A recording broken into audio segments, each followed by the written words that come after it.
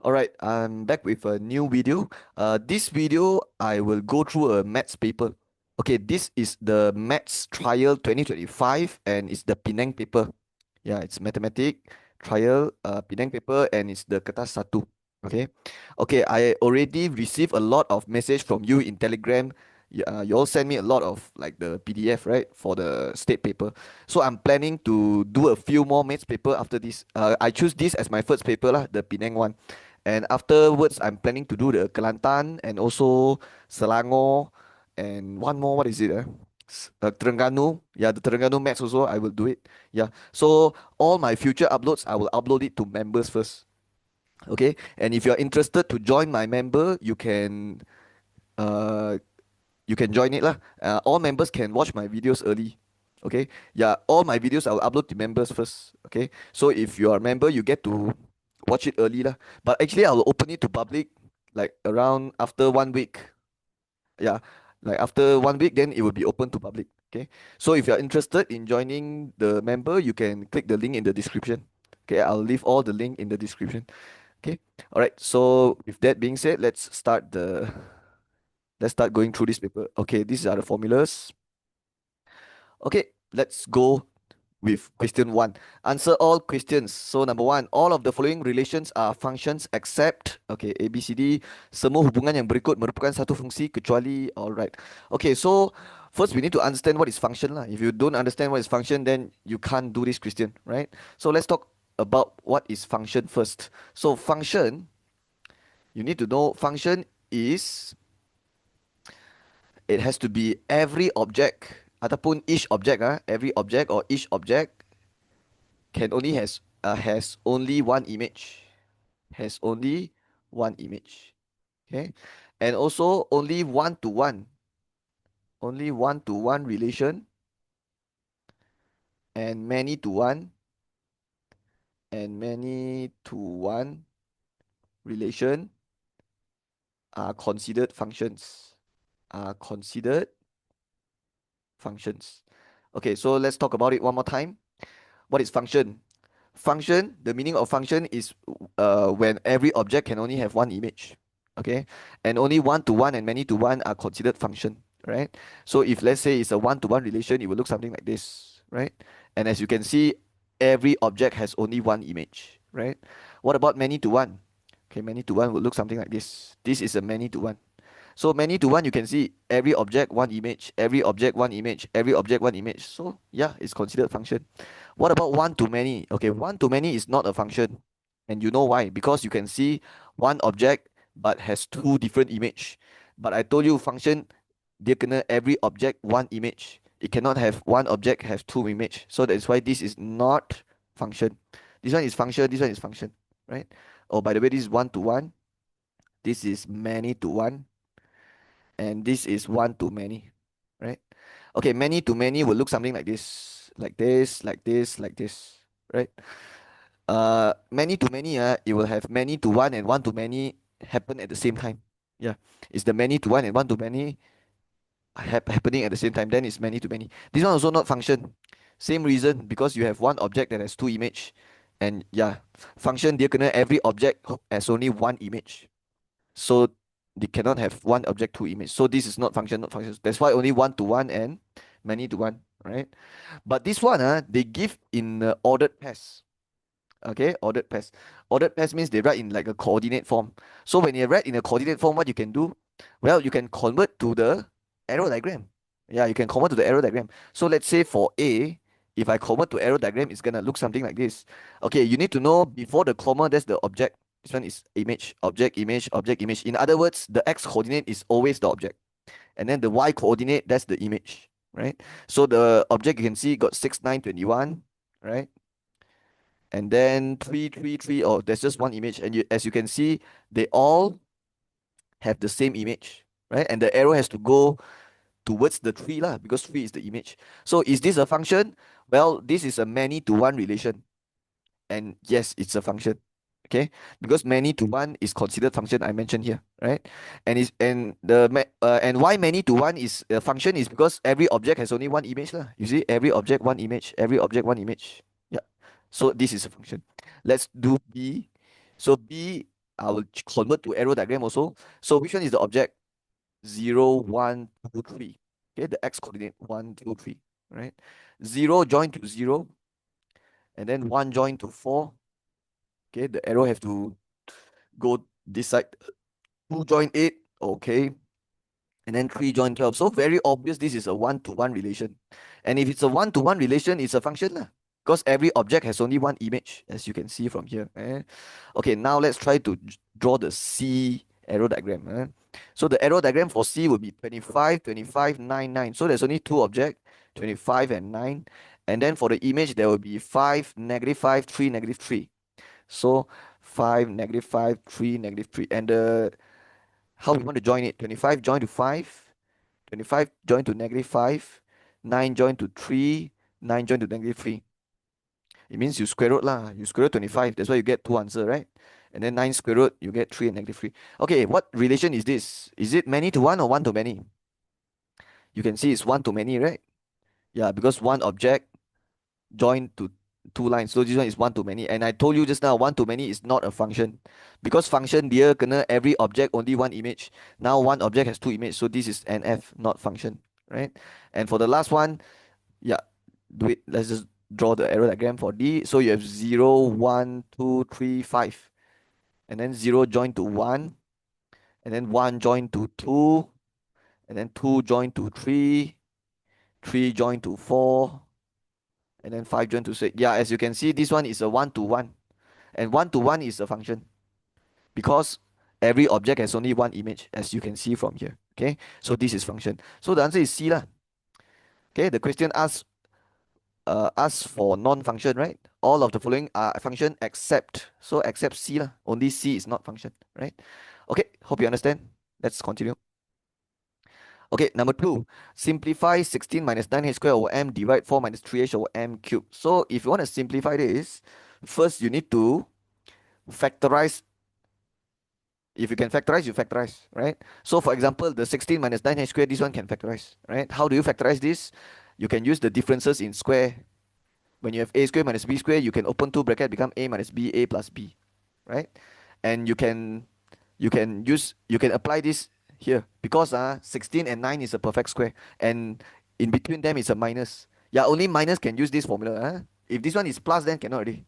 Yeah, if this one is a squared plus b squared, you cannot open two bracket like this. But if it's minus and then you have square square, then boleh lah.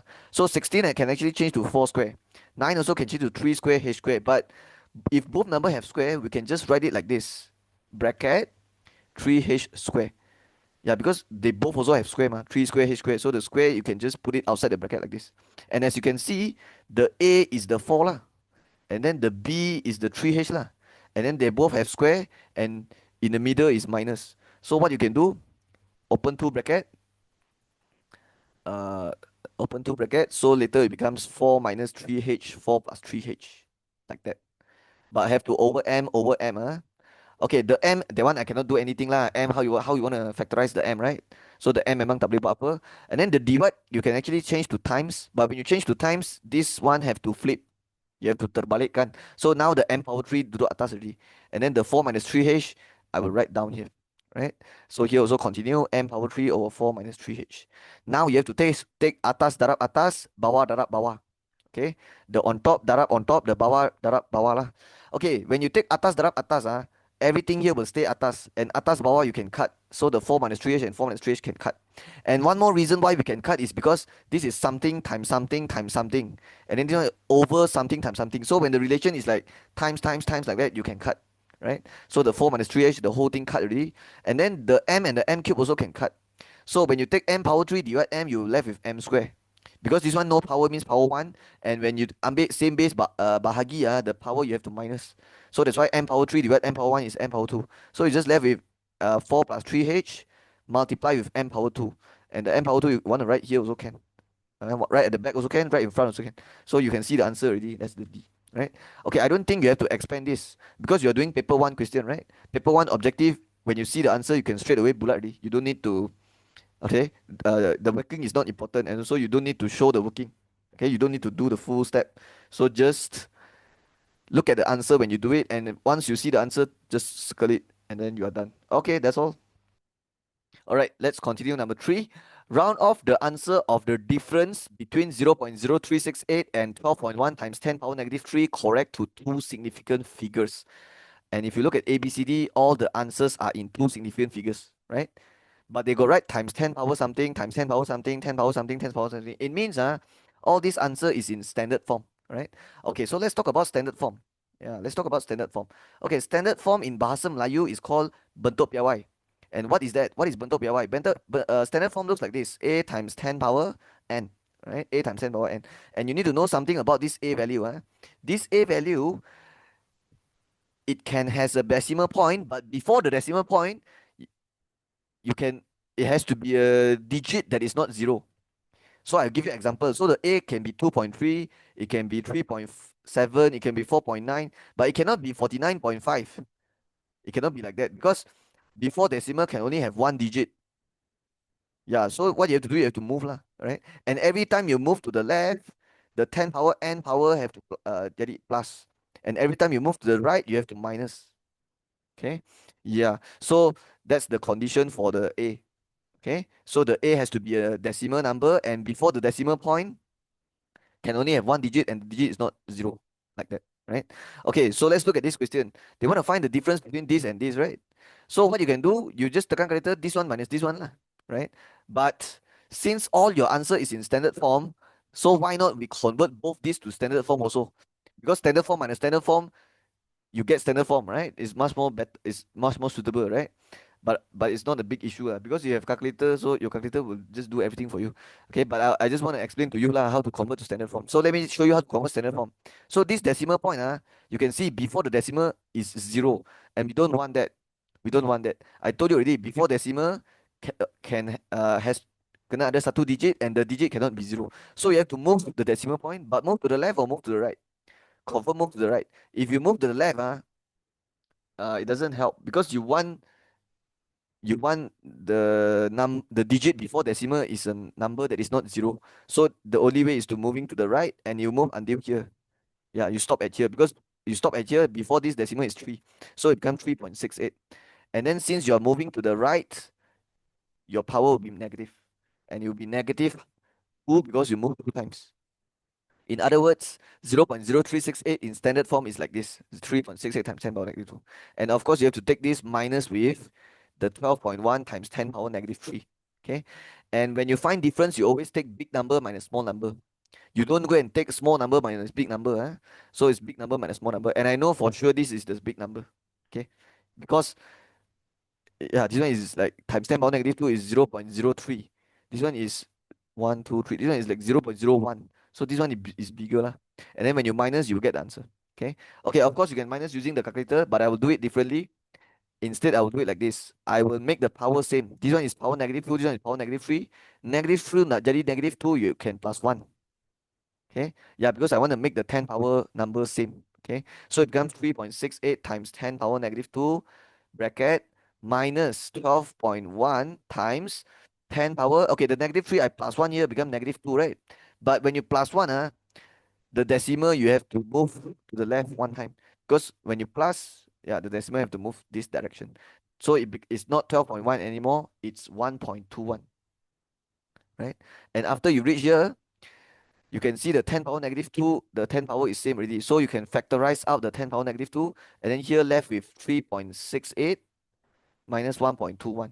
And you can press this in your calculator and see what you get.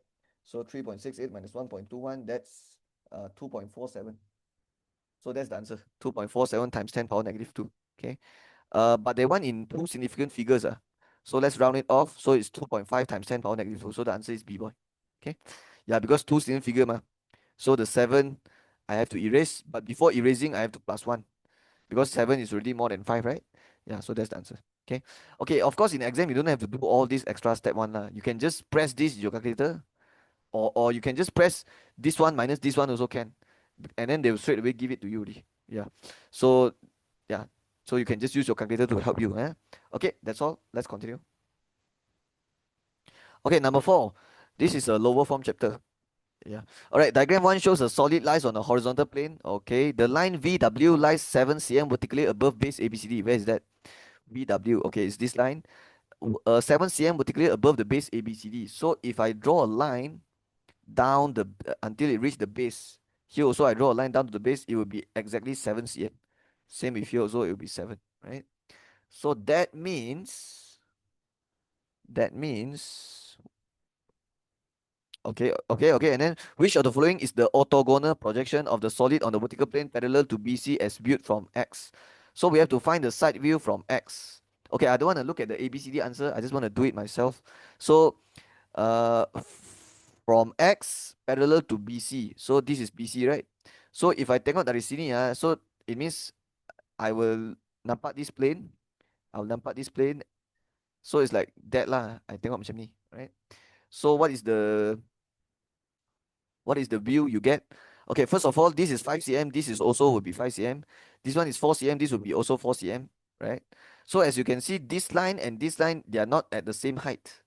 That means when okay, I'm able to see this plane for sure, right? Because that's the 4 cm one, right? 4 cm, 4 cm.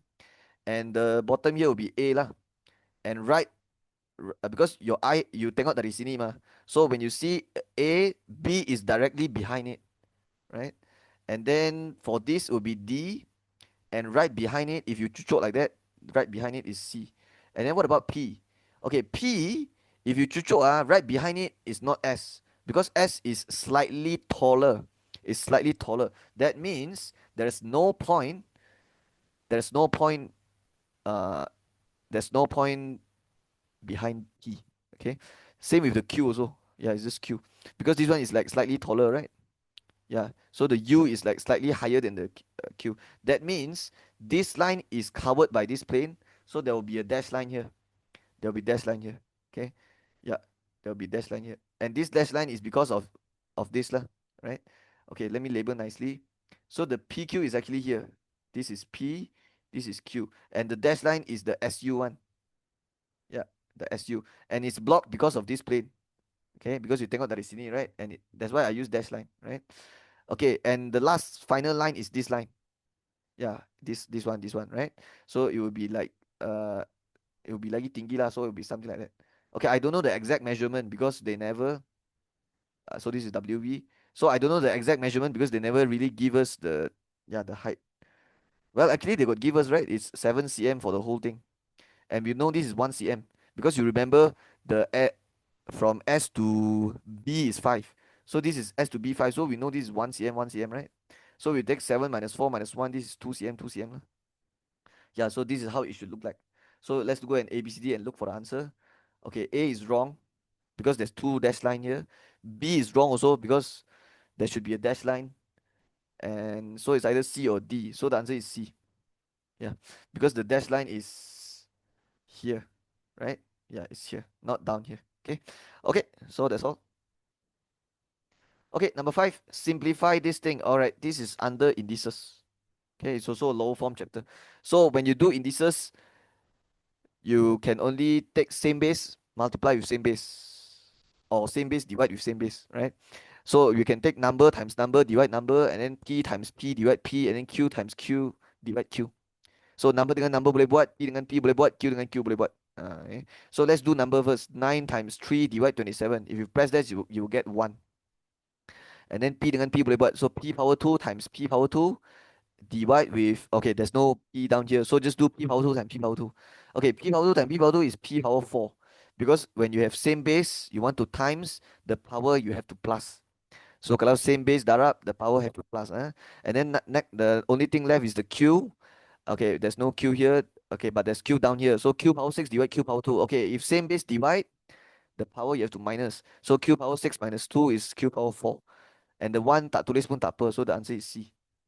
Right? Because when you times 1, nothing happens. So the 1 can just leave it. Yeah. Okay, let's do 6. Diagram 2 shows a straight line TR and RS on a Cartesian plane. So TR is here, RS is here. Okay, got it. Given TR is half of RS, where is it? TR is here, is half the distance of RS. Okay, get it. Find the coordinates of point T. Alright, I think I first need to find out the distance of RS lah. Do you agree? Because with the distance of RS, then only I can divide by 2. And then after I divide 2, I know the distance of TR. Then after I know the distance here, then I can know the coordinate of T already. Right? Well, actually, I already know the y coordinate of point T. The y coordinate of point T is just 8. That one for sure already, right? So you know A is wrong, D is wrong, right? But it's either B or C, right? Hey, it's B lah, logic thinking ma. Because the x coordinate is here, so definitely it should be negative, right? Takkan lah the answer is 5, 8. Betul? If it's 5, 8, then it should be somewhere here already, right? It should be somewhere here. But yeah, the answer is B, boy. But I will show you how to get the negative 5 also. Okay, because I think it's much more important for you to understand. Right? Yeah, because this video is for revision purpose. So okay, I'll show you how to get the negative 5. First thing first, to get the distance here first lah. How do you find the distance? Okay, there's a formula to find distance. Square root bracket square plus bracket square. And this bracket, they already give you the two coordinate, right? So this first bracket you have to put in x minus x, so it can be 6 minus 0, and then the other one will be 0 minus 8. Okay, that's how you find the distance. When they give you two coordinate, you want to find distance, you do it like that, right? That's the formula. Another way to do it is, another way to look at it is, the height here is 8 cm, here is 6 cm. So to find, you simply use Pythagoras theorem lah. 6 square plus 8 square and then square root the whole thing, which is same with what I write here, 6 plus negative 8 square. Because when you take negative 8 square, it will be positive also, right? So 36 plus 64, 100, and then square root 100 is 10. If you use Pythagoras theorem, you get same also. So now we know this second line is 10 units, the distance. And according to here, TR equals to half RS. But the RS is 10. So I can just remove this and write times 10. And then your TR distance is 5. So the distance here is 5 units. But what is the coordinate for here? It will be negative 5 lah, because why negative is because it's on the left side of the 0. And if it starts here and then go here 5 unit, then this has to be definitely 5. This has to be negative 5, definitely. So B is the answer. Yeah, that's all. Okay, number 7. Express 2 over m minus 3n minus m plus 3n over m squared minus 9n squared as a single fraction in its simplest form. Okay, for this type of question, you have to just factorize. When you see the thing can factorize, just factorize it, right? Okay, 2, I don't think you can do anything to that. M minus 3m, you cannot do anything. You can't factorize, so just leave that. M plus 3n also, you can't do anything. You can't factorize. Okay, m squared minus 9n squared, this one you can factorize. You can use the differences in square formula. So when you have a square minus b square, you have differences in square. You can open two bracket and then write ab, and then satu plus, satu minus. But it has to be minus and it has to be square square here. Then only you can do like that. Huh? So tell me, m square minus 9n square. Is it minus in the middle? Yes. But is it square square for both? The answer is no, because the 9 that is square. But 9 is a perfect square. So 9 can change to what? 3 square. So it becomes m square minus 3 square n square. Because 9 can change to 3 square. And since both of these number got square, we can write it like this. M square minus bracket the 3n, everything square, right? Yeah, both the 3 and the n got square. That's why I can write it at the bracket, outside the bracket like this, bracket 3n square, right? And as you can see, this one is same with this already. A square minus b square. This one is m square minus 3n squared. That means when you factorize this, it's going to be bracket, bracket, like that. And then the first one will be a plus b, a minus b, which is m plus 3n, m minus 3n. And as you can see, this one and this one can cut. Why can cut is because it's something over something times something. When it's like times everything times together, you can just cut the whole thing. So you left with 2 over m minus 3n minus with, okay, there's nothing up here, is it means 1. Okay, it's not 0. If there's nothing here, is 1. Over m minus 3n. Okay, and they want it to be in single fraction. Okay, now it's double fraction. You can see it's like two separate fraction, and you can combine it to single fraction only when the denominator is same. If it's not the same, then you make them the same lah. But if you look at the denominator now, dia punya bawah sudah sama. It's already the same. So you can just combine it like that, and then atas minus atas, 2 minus 1, which is 1 lah. So you can just straight away write 1, right? And if you look at the ABCD answer, you see the answer already. Okay, it's A. Okay. Number 8, diagram 3 shows hexagon PRSTUV is the image of hexagon PQABCW under an enlargement with vertex P as the center of enlargement. Okay, I think I need to label object image because this is a transformation question, and yeah, we need to always label when they tell us separate object, separate image. All right, It's not always the besar one is the image. Sometimes the small one can be the image also. So you have to read carefully. PRSTUV is image of PQABCW. Okay, PQABCW, this is the object. Because they already say PRSTUV is the image. So that's the big one. So that this is the image. But the image is the whole thing, including this one also. Right? The whole thing, that's the image. And then the object is this one, PQABCW. Under enlargement, with vertex P as the center. So this is the center of enlargement. So you besarkan this one, it become the big one. Okay, what else? It is given that Q is the midpoint of side PR. Okay, so Q is the midpoint. So definitely this side and this side sama panjang. And the area of pentagon PQABCW is 17 cm square. So this one is 17 cm square. Okay. And then they say calculate the area of shaded region. Well, I don't think you can find the area of shaded region directly. Yeah, you can't do that. It's not possible to straight away find the shaded region area. You first need to find the area of big pentagon first. Or in other words, you find the area of image first. And then only you take your area image minus 17 to get the final answer. Yeah. Because that's the area of shaded region. Right? So to get the shaded region, what you have to do, find the area of uh big pentagon. It's not a pentagon, this is a hexagon. Why they call it pentagon here? Got six sides, right? So yeah, I think this is a mistake. Yeah, it's hexagon. Okay, so again, come back here. Area of image, the big hexagon minus with 17 to get the shaded region. But the hard part here is how to get the area of image, right? Yeah, how to get the area image. Okay, let me tell you how. It's very simple. You just take 17, which is the area of object, multiply with k square. And the k will be 2. Because they already said q is the midpoint of PR, right? That means, even though I don't know the length here, but I know the ratio will be 1, 1. Because that's what it means when side is same length. Yeah, when two sides is same length, the ratio will be 1, 1, right? So imagine finding the scale factor, right? Because later we will use the AI equals to k square times AO formula. Yeah, because we already have the area of object, which is 17. So k square times AO. And the area of object is 17. We just need the k here, right? And the formula for k scale factor is length of image divided length of object. But I know it's going to be 2 because the length of image will be the PR, and then this will be, the object will be PQ. And how I know it's 2 is because this is exactly half of this. So when you take this number divide this, is definitely 2. Yeah. So that means this is 2 lah. And 2 square times 17, that's 68.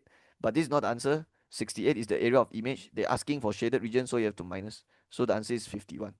Okay. Yeah, so that's the answer. Number 9. Rodi earns overtime when he works at least 9 hours per day. A day. Okay, when you see at least, it means bigger or equals. Okay. Or you can say lebih besar atau sama dengan. Okay. Alright, so he works at least 9 hours a day. If P is the number of hours he worked, describe an inequality based on given situation. Inequality means it will have the bigger, smaller symbol lah. So the answer is T, at least 9 hours. So bigger or equals 9 hours lah. This is the answer. This is the inequality, right? But they ask you to describe. So let's see which one is the correct one. A, T is equal to 9. Wrong. T is greater or equal to 9. Yeah, that's the answer. T is greater than 9. No. Because greater is like that. Okay, dia tak ada line. So this is wrong. And then 9 is greater than T. This one lagi wrong lah. 9 greater than, no. Okay. So yeah, the correct one is this one. T is greater or equals to 9. Or you can say T is bigger or equals. Same thing. Okay, that's all. Okay, number 10, this one is a variation question from 5 chapter 1. So this says table 1 shows the values of LMN. Okay, you can see this is LMN value. And this one is another set of value, but this another set is not complete because they never give you the W. And the W is the N value, then they never give that, right? So now let's do it. Given that L varies directly as M and varies inversely as N, find the value of W. Okay, when we are doing variation question, we will always start with the ikan symbol. The ikan symbol. This is the ikan symbol. This is the symbol for relationship. Okay. So when we write the ikan symbol thing, we have to tengok dia direct or inverse. Kalau direct, atas dengan atas. Kalau inverse, atas dengan bawah. So if I say L varies directly as M, it means you write L here and then the M right atas because direct mah. And then kalau inverse, songsang, you tulis bawah like that over. Okay. So L varies directly as M and inversely as N. This is the meaning. L varies directly as M and inversely as N. M right up, N right at the bottom. Now the next step is you change the ikan symbol. You can change to equal, but when you change to equal, you have to put a K here. This K is a constant, and we have to put it, and the MON also has to be here lah. And the middle here, between here is times. It's times. Okay. Okay, so what's next? Find the K. Find the constant, right? Yeah, find the K. And if you want to find K, you need full information. You need L, you need M, you need N. Tiga-tiga kena ada lah, right? And you can see they already give you in the table. Okay, don't use this one, because this one is not complete. You need to have all three. If you use this one, how can you find K? It's not possible. So you have to use this one lah. So L is 4. This one is M, which is 2. This one is 1. So you get 4 equals to 2 times K is 2K. And then K is 4 divided 2 is 2. After you find your K2, you rewrite this thing again. L equals 2 times MON. But the 2 you can straight away write atas. Like that. Because the K you have to times with this, right? And when you darab atas sahaja. So you can straight away darab atas. So jadi macam ni lah. Okay, now you're done. Now let's try to find W. Now you can start with this 36W. Okay. So now you have your K. Now only you start with this. So it becomes L is 3 equals to 2M over N. So the N is W, right? And then the M is 6. Okay, this one is W. Okay, how do you find W now? Okay, 2 times 6 boleh buat. So it becomes 3 equals 2 times 6 is 12 over W. And then since I want to find W, so but my W duduk bawah. So you have to naikkan dia dulu. Yeah, you have to jadikan dia duduk atas dulu. So it becomes 3 times W. 3W equals 12. And then now you find W. 12 divide 3. Okay, times 3 move here become divide 3. So 12 divide 3 is 4. So the answer is C. Yep, that's all. Okay, number 11.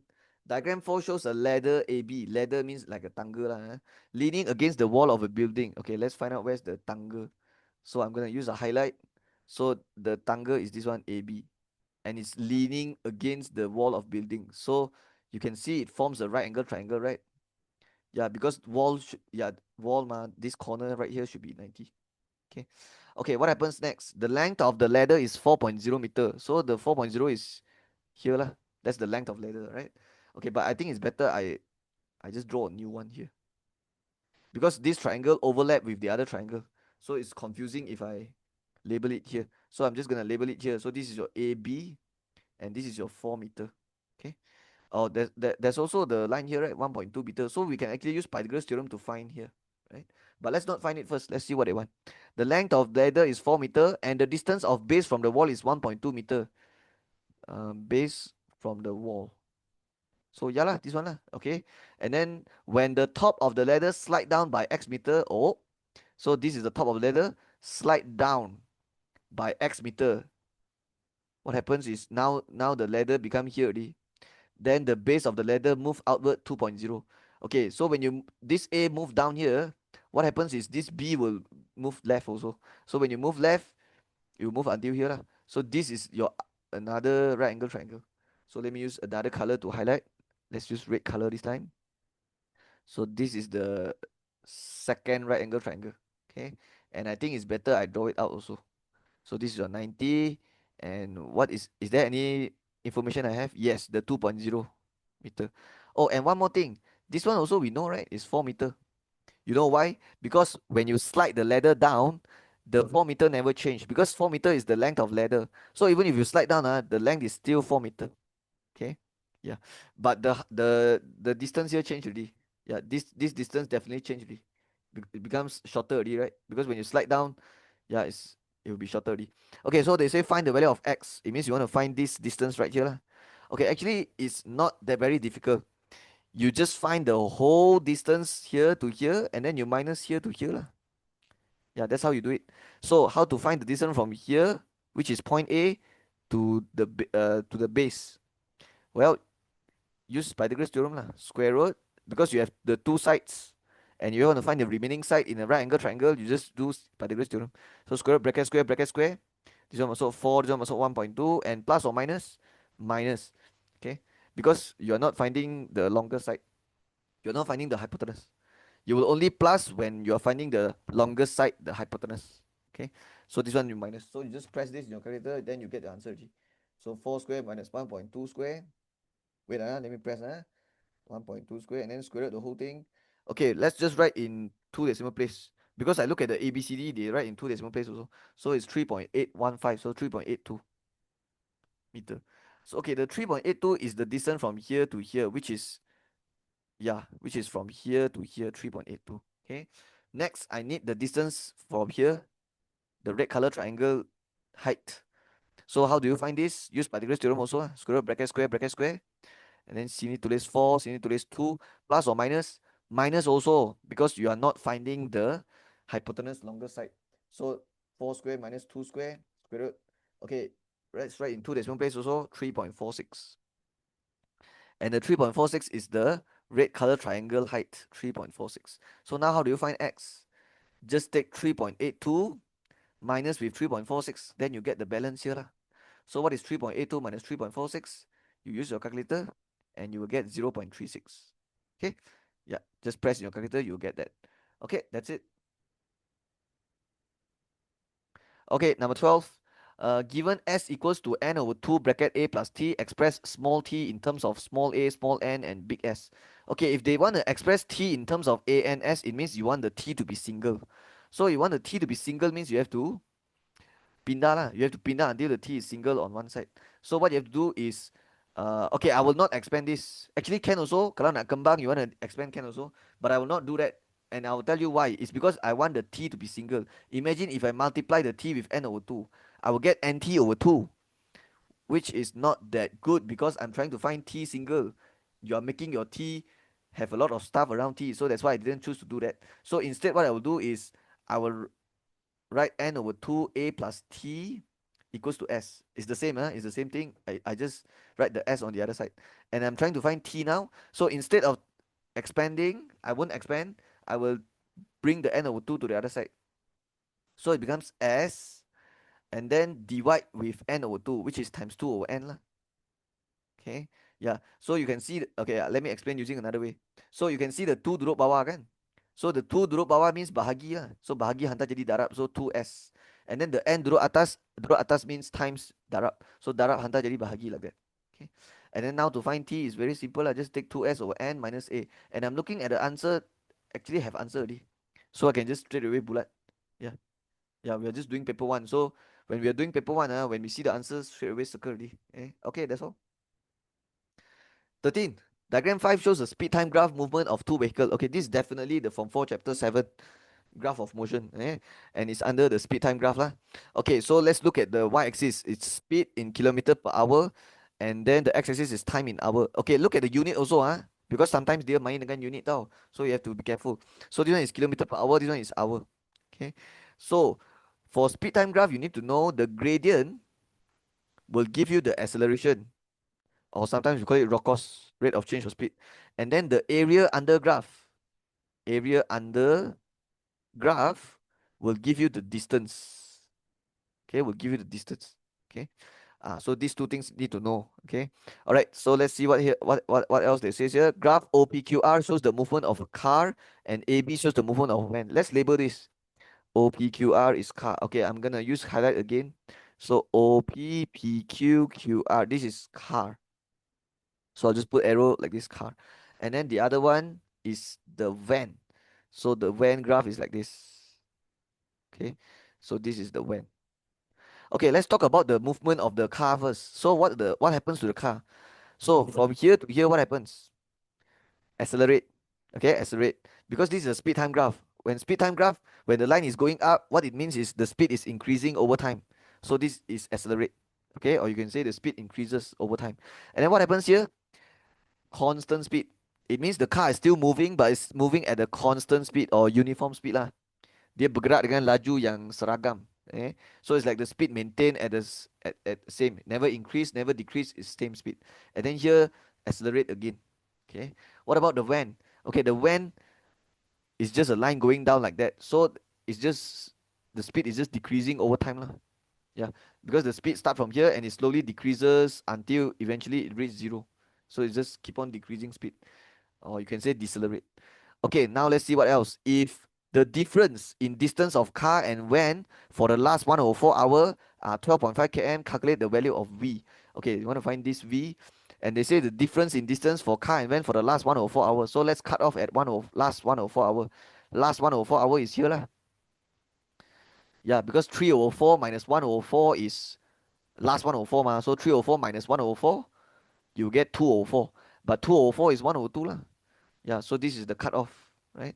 And they say the difference in distance of car and van is 12.5 km. Calculate the value of V. So I think I need to find the distance of car first.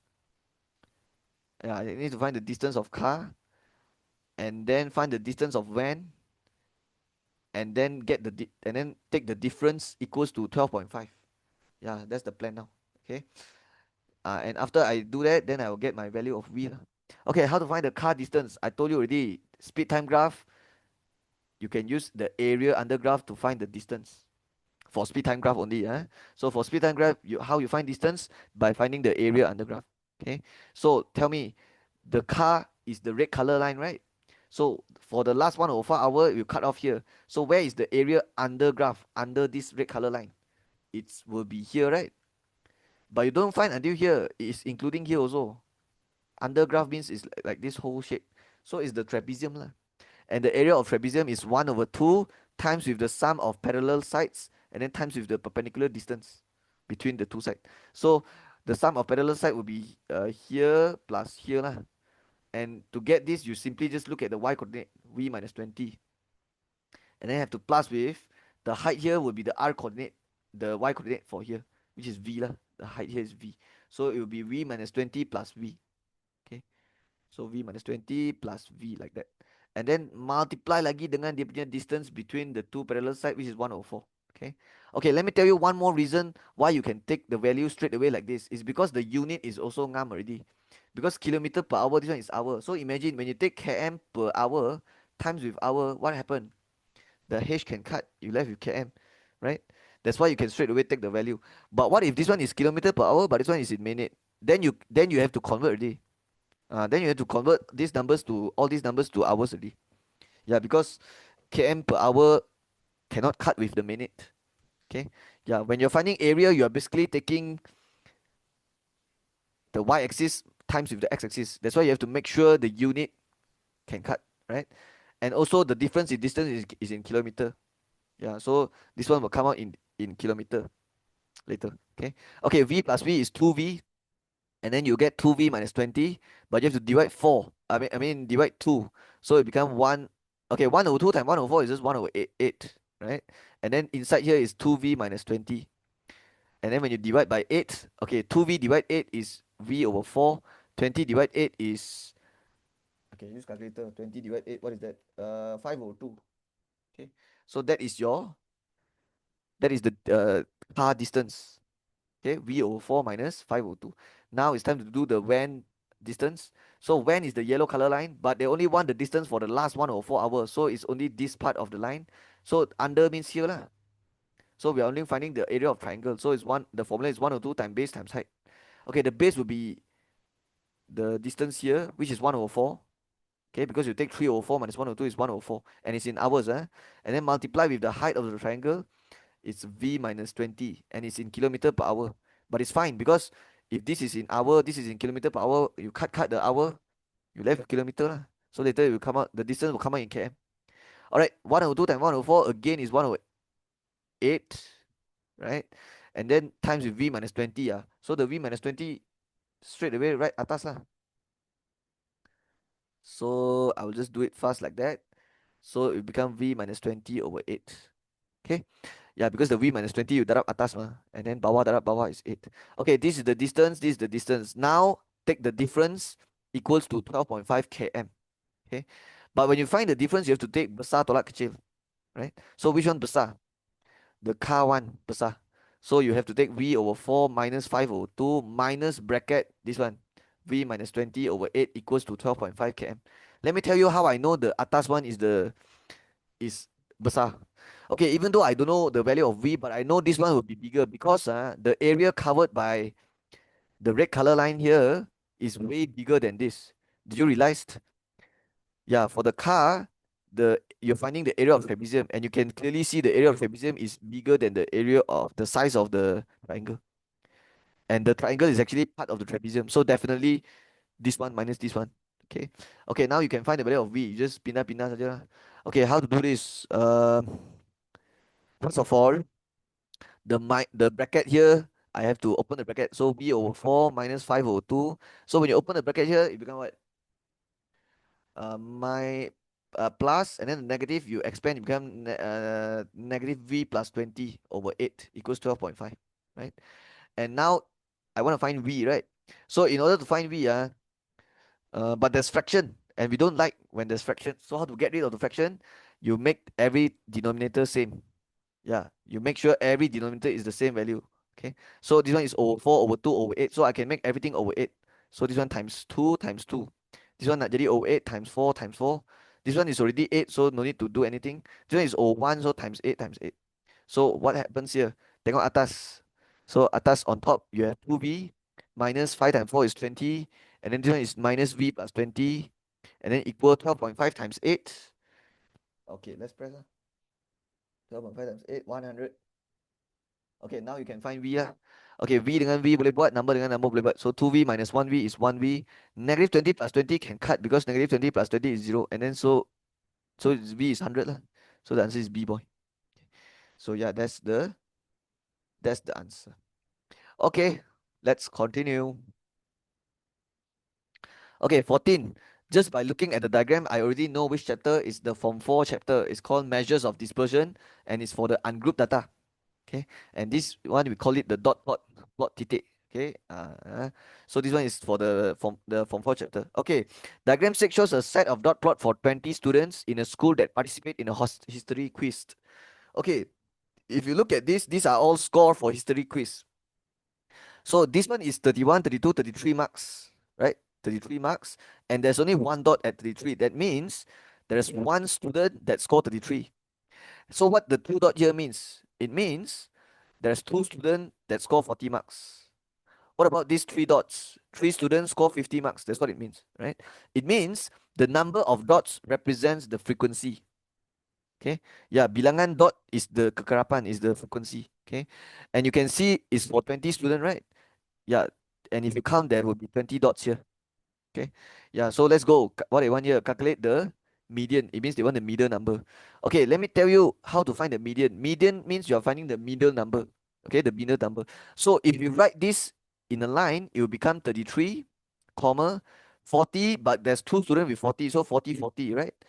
We are trying to write the whole data in a straight line in ascending order. And then this one will be what? 41, 42, 43, 44, 45, 46. Yeah, 46. But there's two dots, so 46, 46 like that. And then 50, 50, 50 like that. But it's too slow already lah. It's too slow already.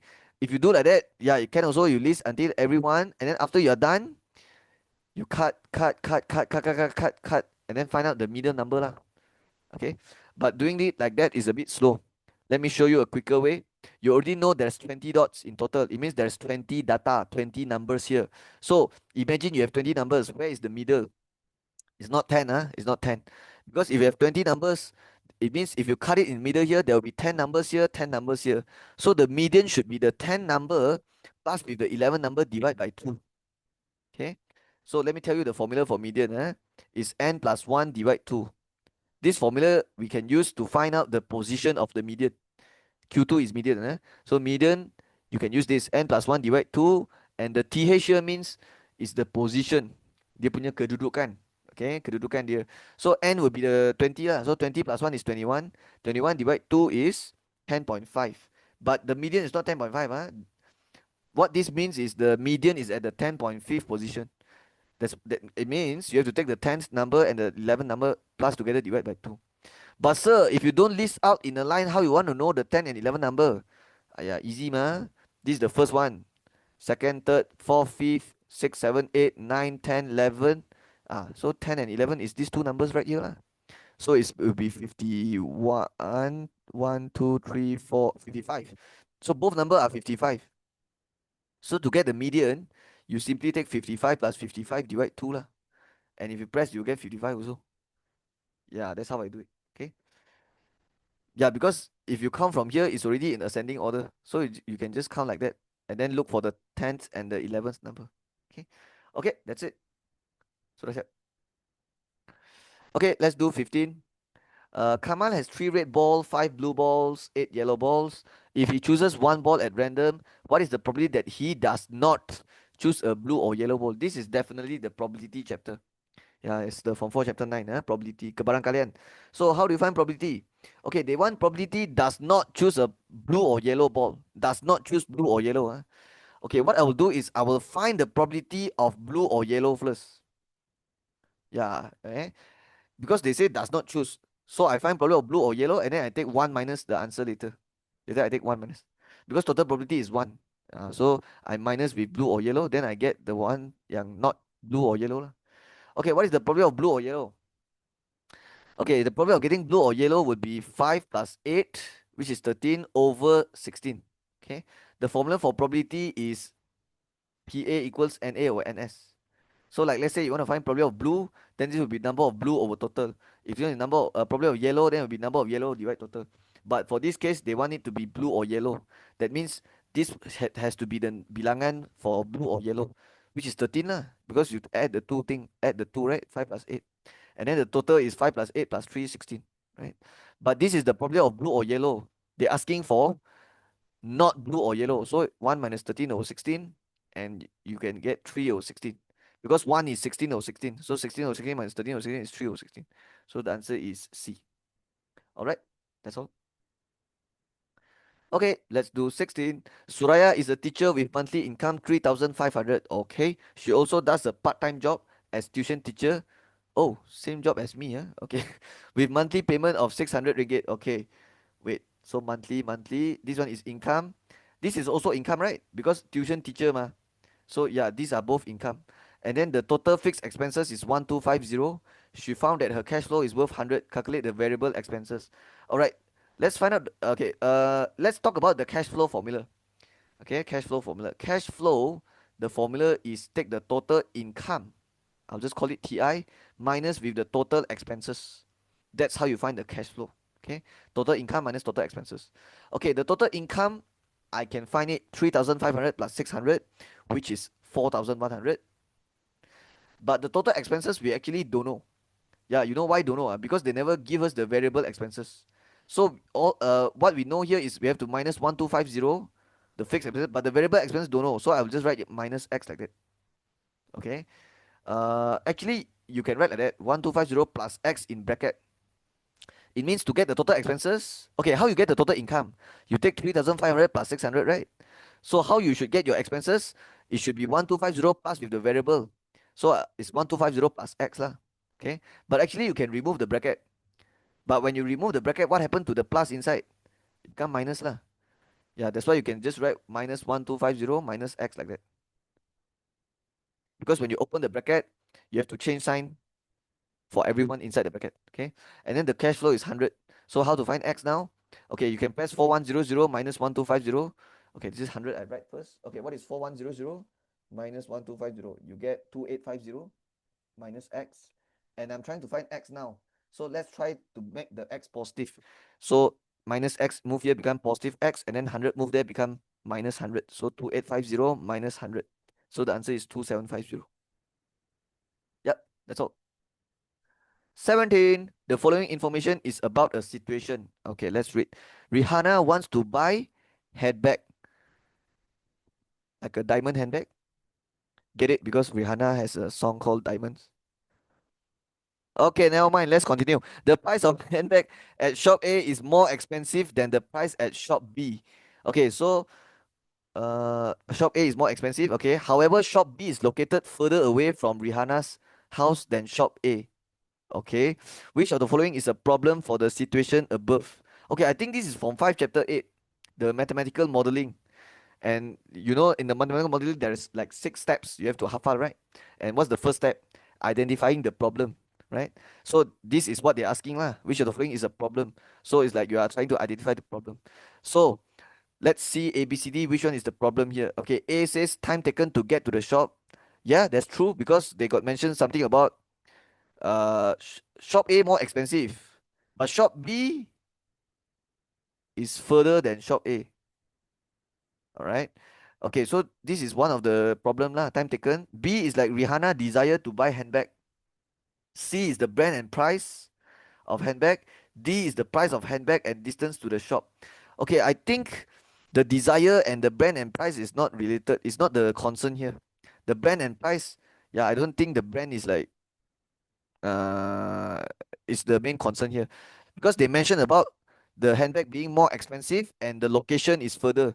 So definitely the answer is D lah. It's the price and the distance, right?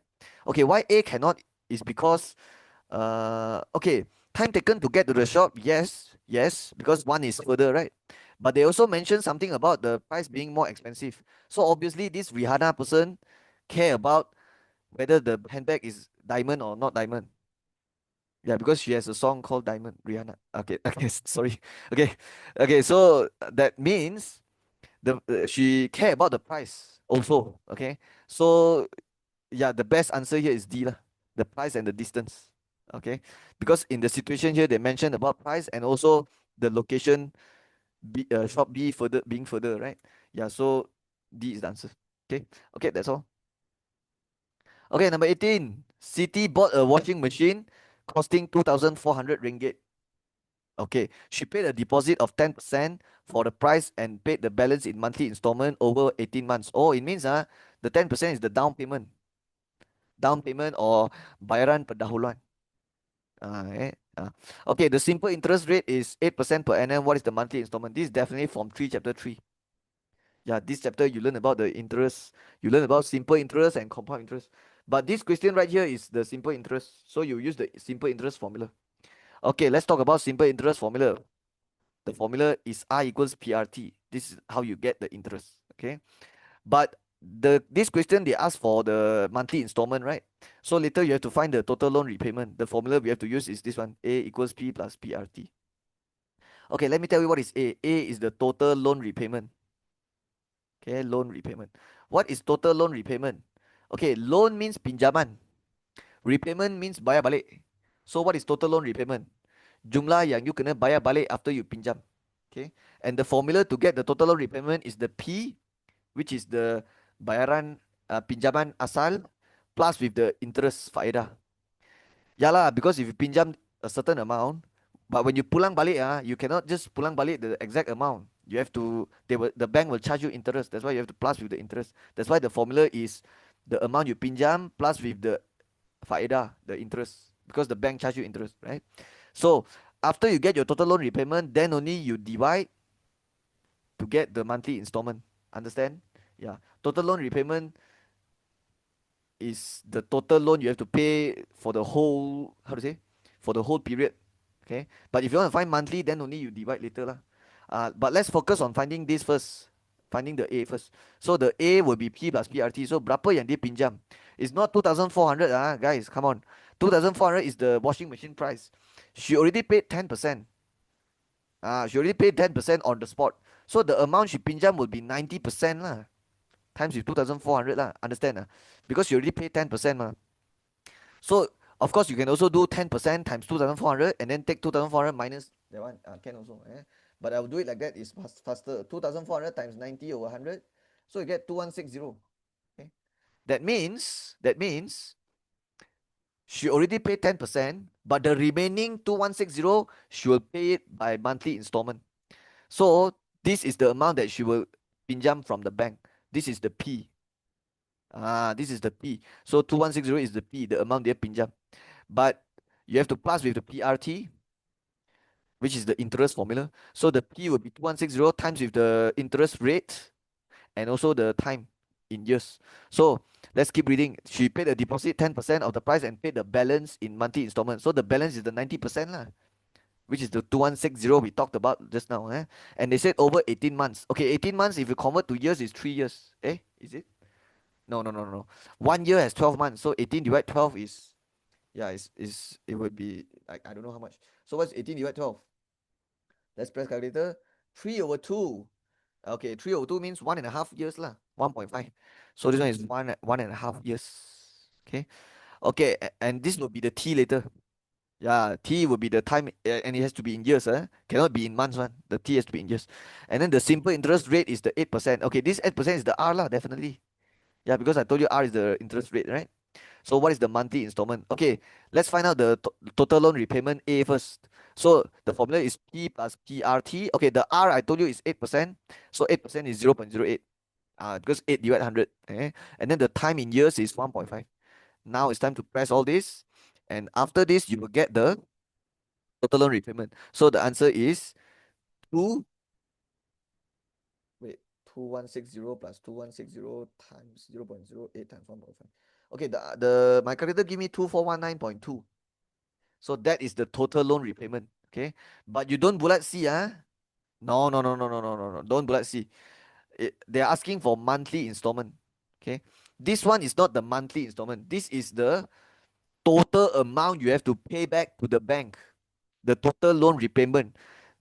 But you are paying monthly over 18 months. That means you have to take 2419.2 divide with 18 to get 1 month. Ini baru dia punya monthly installment. So press this, answer divide 18, you get 134.4. So that is the answer. A, 134.40. Ini baru cara yang betul. Okay. Okay, another way to do it is you take the 2419.2, you divide with 12 first, and then baru divide with uh wait, no. 2419.2 is for how many years? 1.5 years, right? So you can divide with 1.5 first, and then baru divide with 12. But it's the same lah. It's the same also. If you divide 1.5, because you divide 1.5 because you want to know for 1 year mah. And then you divide with 12 to get 1 month. But same also lah. You tekan this and you tekan this is the same. Yeah, because if you divide 1.5 divide 12 means you divide 18 lah. Same also lah. Can also. Okay, so I hope you understand. So that's all. Let's continue. All right, let's do number 19. Diagram 8 shows a straight line that passes through point A and point B, and they give you both the coordinate of AB. A negative 2, 6, B 3, negative 4. Okay, find the gradient of straight line. Okay, this is easy. What is the gradient formula, guys? M equals to y2 minus y1 over x2 minus x1. That's how you find the gradient. And in order to find this, you need two coordinate, 2 points, 2 points, 2 coordinates. Because if you don't have 2 points, you can't use this formula. All right, so the formula is y2 minus y1. Okay, this is your xy, this is your xy. Okay, which one is your y2? You can choose. Okay, you can take 6 minus negative 4 also can, negative 4 minus 6 also can. Both also can. Okay, let's say I take negative 4 minus 6. It means this is my y2, this is my y1. Then my x2 will be this already. And then minus x1, so it will be 3 minus negative 2 like that. Okay. Okay, if you take 6 minus negative 4 can also. But if you write 6 minus negative 4 up here, then down here you have to write negative 2 minus 3 lah. Okay. Okay, negative 4 minus 6 is negative 10, 3 plus 2 is 5. The answer is negative 2. The answer is C. Okay, sudah siap. Okay, 20. This is definitely from 4 chapter set, the chapter 4 lah, the set chapter. Okay, given universal set is x is an integer where x is in between 5 and 25. Okay, this is definitely a set description. What do I mean by set description? It means they will give you a sentence and describe to you what is x, right? But you need to convert this to a set notation, meaning you have to list down lah. You have to list down. So what you should do now is you list down all the element inside universal. So what is the universal set? X is an integer, x between 5 25. So 5 is included because they got put a line here, right? And then 6, 7, 8, 9, 10, 11. Oh my god, so many. 11, 12, 13. Okay, this takes some time, but okay, 18, 19, 20, 21, 22, 23, 24, 25. Okay. Okay, they mentioned integer. Integer means the number cannot have decimal, cannot have fraction lah. Okay. So these are the numbers lah. Okay, now that's your universal set. Now for set A. So the description is x is a factor of 20. That means you have to list down lah. You have to list out what is factor of 20. Okay, how do you find factor of 20? So you write down 20 here and you think about what times what is 20 lah. So what number times what number gives you 20? 1 times 20, 2 times 10, 4 times 5, 3 tak ada, 4 times 5, and then 5 times 4. But 4 times 5, 5 times 4 repeat already. That means finish already lah. So what is your factor of 20? You baca like this. So your factor 20 will be 1, 2, 4, 5, 10, 20. But you can't write 1, 2, 4, 5, 10, 20 here. You can only write 5 and 10 and 20. Why? Why you can only write 5, 10, and 20? Because This question has universal set. And if the question has universal set, it means all your other set, you can only write element yang ada dalam universal set lah. So for set A punya element only those that is in the universal you can write here. Kalau tak ada dalam universal tak boleh.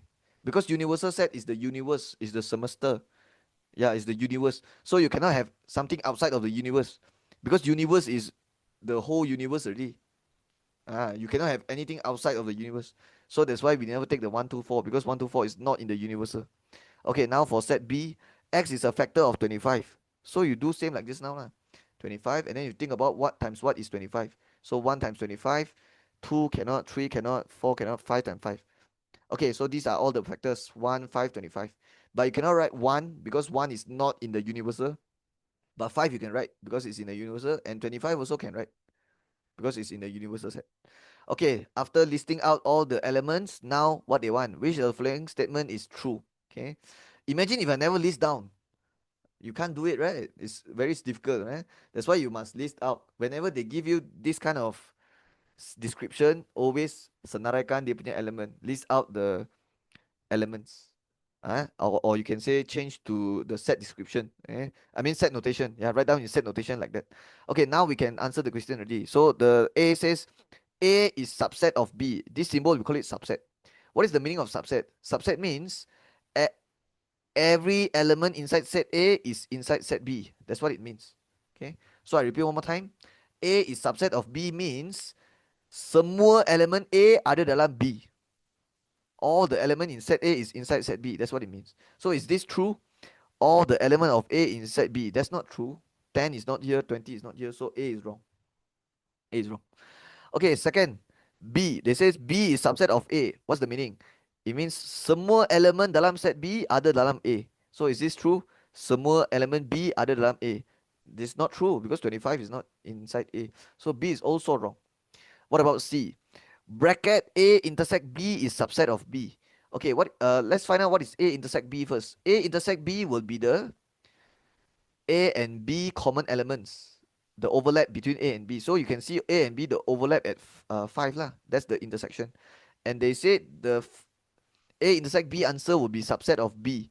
It means this is the subset of B. Okay, this is true lah. Yeah, because subset means all the element here is inside B. True. This is true because A intersect B is 5. And 5 is, there's only one element for A intersect B, which is 5. And 5 is exactly inside set B. Yeah, so C is the answer. D is wrong because A intersect B is B. Yeah, this one is wrong. Because A intersect B is 5. But B is 525. They are not equal. Set B is 525. But A intersect B is 5. But this one is 25, 5 and 25. They are not equal. So D is wrong. So C is true. So C is the answer. Okay, that's all. Okay, 21. In diagram 9, EFG is a tangent. Okay, where is it? Tangent. Alright. To the circle FHJK at F. Okay, tangent means this line will only touch the circle at one point. And you can see the point yang dia, the contact point is the F. This point we call it the tangent point. Okay, tangent point. Okay, so they said find the value of Y. 60. Yeah, the answer is 60. Yeah, it's quite easy. So I will tell you a bit about the notes. Alright, so when you have a circle and you have a tangent line, few formulas you need to know. So let's say there's a tangent line. So if the circle center tarik to tangent point, dia mesti 90. Okay, this one we call it tangent point. So center tarik doesn't matter, even if the tangent line is here, the contact point is here, this one also 90. Okay, so the first formula you need to know is this: center tarik to the tangent point always 90 degree. Second formula you need to know, when you have a tangent line, so the tangent line touch the circle at one point like this, and if you tarik from the tangent point, you tarik two lines, and if it reach the circle side here, and then you join like that, and if it forms a triangle, this angle and this angle same, and this angle and this angle same. So again, x and x, this one and this one same, this one y, this one same, right? Yeah, so these are the two main ones that you need to know. Okay, so let's come back here. Tell me, To find Y, boleh tak saya buat macam ni, 90 minus 50, because the total here is 90. Correct or wrong? Wrong. Why wrong? Because this, I told you, center tarik baru 90. Is this center? Is this center? No, they never say it, right? Unless they say this one is the diameter lah. Because if they say the JF line is the diameter, that means this line will pass through the center. And if this line passes through center, then we can say this is 90, and here total also 90. But they never say that. So obviously you cannot do 90 minus 50. It's wrong. It's wrong. Then how you should do it? Use this. So let me highlight the triangle for you. You can see this is the tangent point, F. And you can see dia tarik dua line, one line here, one line here. And you can see both this line reach the side of the circle, right? You can see they reach the side of the circle. So now you join the triangle and you can see this is 110, right? So I told you already, the angle here and here same. So 110, that means here is also, the whole thing here is also 110. So how do you find Y? Y equals 110 minus 50. That is why the answer is 60. Okay. Yeah, that's how you do it. Okay. That's all. Okay, 22. Okay, what chapter is this? Motor insurance. From 5, chapter 3, the insurance chapter. Okay. Inche Arjun plans to purchase a motor insurance policy for his car. The details of the car he wants to insure are as follows. So you have the car model, Honda City. This is not important. Yeah, the brand, the car brand is not important. Location, Kedah. Okay, this one important. Yeah, because uh, in Semenanjung, Sabah, Sarawak, it will affect the basic premium punya price. Okay. And then some insured, this one also important. Yeah, because when you calculate basic premium for comprehensive, you need this. NCD is important because that's for the gross premium. And then basic premium or comprehensive, this one also will be important definitely. And then calculate the gross premium for third party fire and theft. Okay, this is very easy. This is very easy. Just take this answer times with 75%, and then take the answer minus with 25% NCD, then you get the answer already. Okay. But I assume if I explain like that, only the strong students will understand. Yeah, only the student yang betul-betul apa, yang hebat, strong, they will understand it lah. But the weak students mesti dia akan rasa, sir, kenapa, why do it like that? So for the weak students, I have to explain the full thing for you lah, the whole thing for you. So I'll use this space up here to explain it to you. So I'll open a box, very big box like that. Okay, let's talk about motor insurance. So motor insurance. And later, if you want to screenshot this notes, you can screenshot it. Okay, so this is my notes for you. So motor insurance, let's talk about the policy. First policy is comprehensive. Okay, comprehensive policy. Okay, to calculate the comprehensive policy, first you need to know the formula. The formula to find basic premium, I'll use short form. BP is basic premium. Dalam bahasa Melayu, premium asas. The formula is you have to tengok motor tarif dulu. MT is motor tarif. And then plus with sum insured minus 1,000 divide with 1,000 and then times with 26 ataupun 20.3. Okay. 26 is when dear Semenanjung. I'll just write short form lah. Semen. Oh my god. Now it's SAS already. Okay. Okay, Semenanjung. Okay, sorry. And then 20.3 is Sabah Sarawak. Okay, Sabah slash Sarawak. Okay, I write full for you lah. Okay, so come again. What's the basic premium of comprehensive? Look at the motor tariff. Yeah, they will give you motor tariff one during exam. So don't worry. Look at the motor tariff for the value and then right here. But I have to plus with bracket. Sum insured minus 1,000 divide 1,000 and then the answer times with 26 kalau Semenanjung, 20.3 kalau Sabah Sarawak. And these two values you have to memorize it. In the exam, they won't tell you these values. Okay, now what about the gross premium for comprehensive? Just take your basic premium answer. It means after you do all this, take that answer minus with the NCD. Yeah. Okay, let's go to the next policy. Third party fire and theft. Dalam bahasa Melayu, pihak ketiga, kebakaran dan kecurian. Okay, so the third party fire and theft formula, this one you cannot use motor tarif because your motor tarif don't have the you can't get the basic premium from your motor tarif. This one it has its own formula. You have to take 75% multiply with the basic premium of comprehensive. Basic premium of comprehensive. Okay. But sir, how to calculate basic premium or comprehensive? I told you already ma. This one lah, like that. This is how you calculate. Eh? That means if the question asks for third party fire and theft, you have to calculate the basic premium of comprehensive also. Yeah. Because without that, you cannot times 75%, right? Yeah. So you have to do this also lah. Okay, now for the gross premium, same like just now, take your basic premium answer, which you get from here, and then minus with NCD. Yeah, that's all. Okay, for the last policy, it's called the third party policy, pihak ketiga. Okay, this is the easiest one to calculate. So, how to get your basic premium for third party? You just refer your motor tariff, and that's all. Just refer motor tariff, that's it. You don't need to plus something or time something. No need, no need, no need. Just tengok motor tariff terus dapat basic premium already. And then the gross premium is just the answer here minus with NCD. Okay. Yeah, for third party is like that. Okay. But sir, this one no need to plus anything. No, no, no, no need. Only comprehensive saja yang kena tambah with, it's a bit more complicated. You have to plus with this, right? Okay, so this is everything you need to know under motor insurance. Okay, if you're facing SPM, you need to know all this. So if you want to take a screenshot or you want to write this down or whatever, you can write it down lah. Okay, so now let's come back here. So you realize or not, just now I said the Honda City is not important because that's the brand. I don't care if it's a Lamborghini or Honda or helicopter or whatever, Proton Saga or Kanchil, whatever, I don't care. It's just the brand. We don't care about that. But the location, why we care? Because the location will affect whether it's 26 or 20.3. And if it's Kedah, it's Semenanjung. So when you calculate basic premium or comprehensive, that means you have to take 26 later lah. When you calculate 26 here, right? And then the next thing, sum insured, this is also important because the 50,000, you will put it here, right? You will put it here, right? And then the next thing is NCD 25% is also important because you need that when you calculate gross premium, right? And then the 1613.1 is already the basic premium for comprehensive. And then they say calculate gross premium for car under third party fire and theft. That means you don't have to do this formula already. You don't have to do this formula already, right? Okay, you know it's 26 because it's at Kedah, and you know the sum insured is 50,000. But do you know the motor tariff value? No, because they never give you the motor tariff.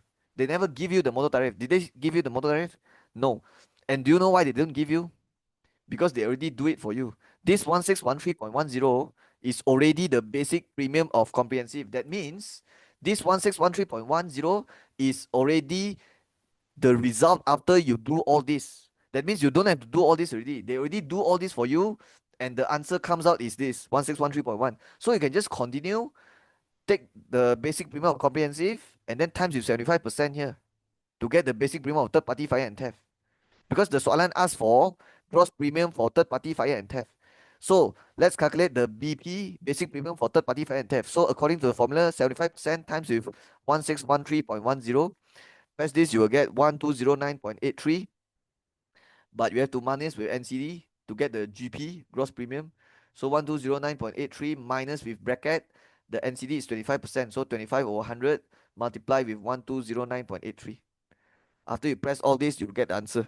So it's 907.37. So the answer is B, boy. Okay, yeah, that's how you do it. Then, sir, why they give us all this? Okay, the 25% is useful lah. The 25% is useful. But what about the 50,000 and the Kedah? Okay, this one they just put there to confuse you lah. And I repeat one more time, why we never use the 50,000 and the 26? It's because they already give you the basic premium answer. Okay, and it actually makes sense because they never give you the motor tariff, right?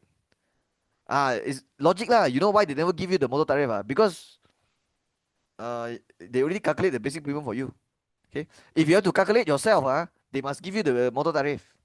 Yeah, if they want you to calculate the basic premium comprehensive yourself, they will give you the motor tariff. Otherwise, how you supposed to calculate, right? Yeah, you need the motor tariff and also the sum insured and also the location. Okay, yeah, so they didn't give you is because they already calculate for you. Okay, so you just take this times 75% and then minus NCD, that's it. You get answer. Okay, all right, hope you understand. Let's continue. 23. Okay, this one is from 4 chapter 6. The linear inequalities, ketaksamaan. You know how I know so fast? Because I see smaller, bigger. When you see smaller, bigger, it's the inequality, ketaksamaan. Okay, the solution for 2x minus 5 smaller than 7 and 6 minus 1 over 2x smaller equals 4 is x between h and k. Find the value of h and k. All right, let's find out the solution for this. 2x minus 5 lesser than 7. How to find x? Pinang 5, 7 plus 5, 12. and then times 2 pindah jadi divide to 6. So x has to be smaller than 6. Now for the next one, 6 minus half x smaller or equals 4. Okay, how to find the x solution? I can pindah the 6 first. So negative 1 over 2x smaller or equals 600 jadi minus 4 minus 6 negative 2. But I'm trying to find x, right? So let's pindah negative first. So when you pindah negative, what happens here is become positive 2. Because when you pindah negative, what you are doing is you are dividing by negative 1. It means divide negative 1 means you tukar tanda lah. Negative become positive. And what happens when you divide negative? This symbol have to flip, have to terbalik, become bigger. Smaller become bigger already. Okay. So remember this. When you divide with negative number, the inequality sign have to flip, have to terbalik. Okay. Okay, now you can find x. Okay, the 2 duduk bawah means divide. Divide hantar jadi darab. So 2 times 2 is 4. This is your answer. Okay, but they want you to write in this format. X between x in between something like that, right? Okay, when you okay, it means okay, you can combine these two things lah, because they say x is smaller than 6, right? X is smaller than 6. But at the same time, x has to be bigger equals 4. That means your x is in between 4 and 6 lah. But the small number have to write here. Always write the small number here and then the big number here, right? Yeah, because x is smaller than 6 ma. So you see x smaller than 6 lah. And then x bigger equals 4. That means 4 is smaller than x lah. X bigger 4 means 4 smaller x. 4 smaller x like that. So when you combine, it becomes like that. And now you can get your h and k, right? You just compare this with this, and then compare this with this. So your h is 4, your k is 6. So the answer is D donkey. Okay, that's all. So that's it. All right, 24. The pie chart in diagram 10 shows the favorite fruits of a group of students. So orange 54 degree, banana 108 degree, grape 90, apple don't know, pineapple don't know. Okay, what else? Given that 12 students like banana. Okay, 12 is the number of students, bilangan student. So where is banana? Wait, what? Where's banana? Oh, okay, here. Okay, so the bilangan for banana here is 12. So I'll just write n equals 12. N represents the bilangan orang lah, bilangan student. N, okay, 10% like apple.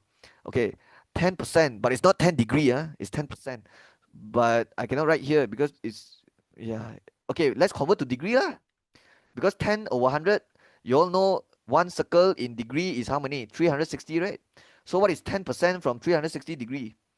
It would be cut 36. That means this is 36 degrees, right? Hey, then I can find the pineapple degree already.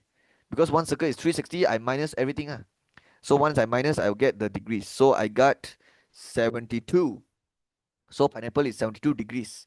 Okay, let's see what they want. Calculate the total number of students who likes apple and grape. So I need to take apple and grape total. Okay. Okay, if I take 36, okay, apple in degree is 36. Grape is 90. So if you take 36 plus 90, you get 126 degree. But you have to convert this to number of student. They're asking number of student, right? So how do you convert? Well, we know that the banana just now is 12 student, right? That means in 108 degree is 12 students. Yeah, remember they told you where banana 108 n is 12, right? So but if banana 108 is 12, imagine 126 is how many? How to find out this number? So I ask you one more time. 108 degree is equivalent to 12 students. So 126 degree equivalent how many students? Very simple. You just go here and you see sini darab berapa.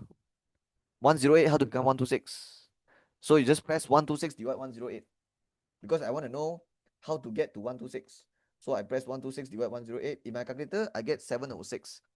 It means 108, how to become 126? You times 706. So how do you think I should get the number here? Times 706 also lah. So 12 times 706, 14. So the answer is 14 lah. That's the answer. And also the soalan asks for total number of students who like apple and grape. That is why I straight away add them together.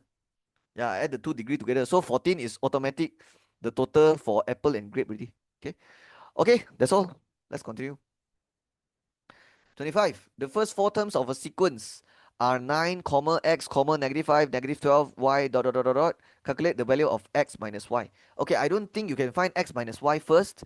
I think you have to find the x and y separately dulu. You have to find x and y separately first. After you find them separately, then only you take two numbers minus. Okay, how do you find x? They already said this is the first four terms of a sequence. It means there is a pattern to this sequence. And my job now is to find out the pattern.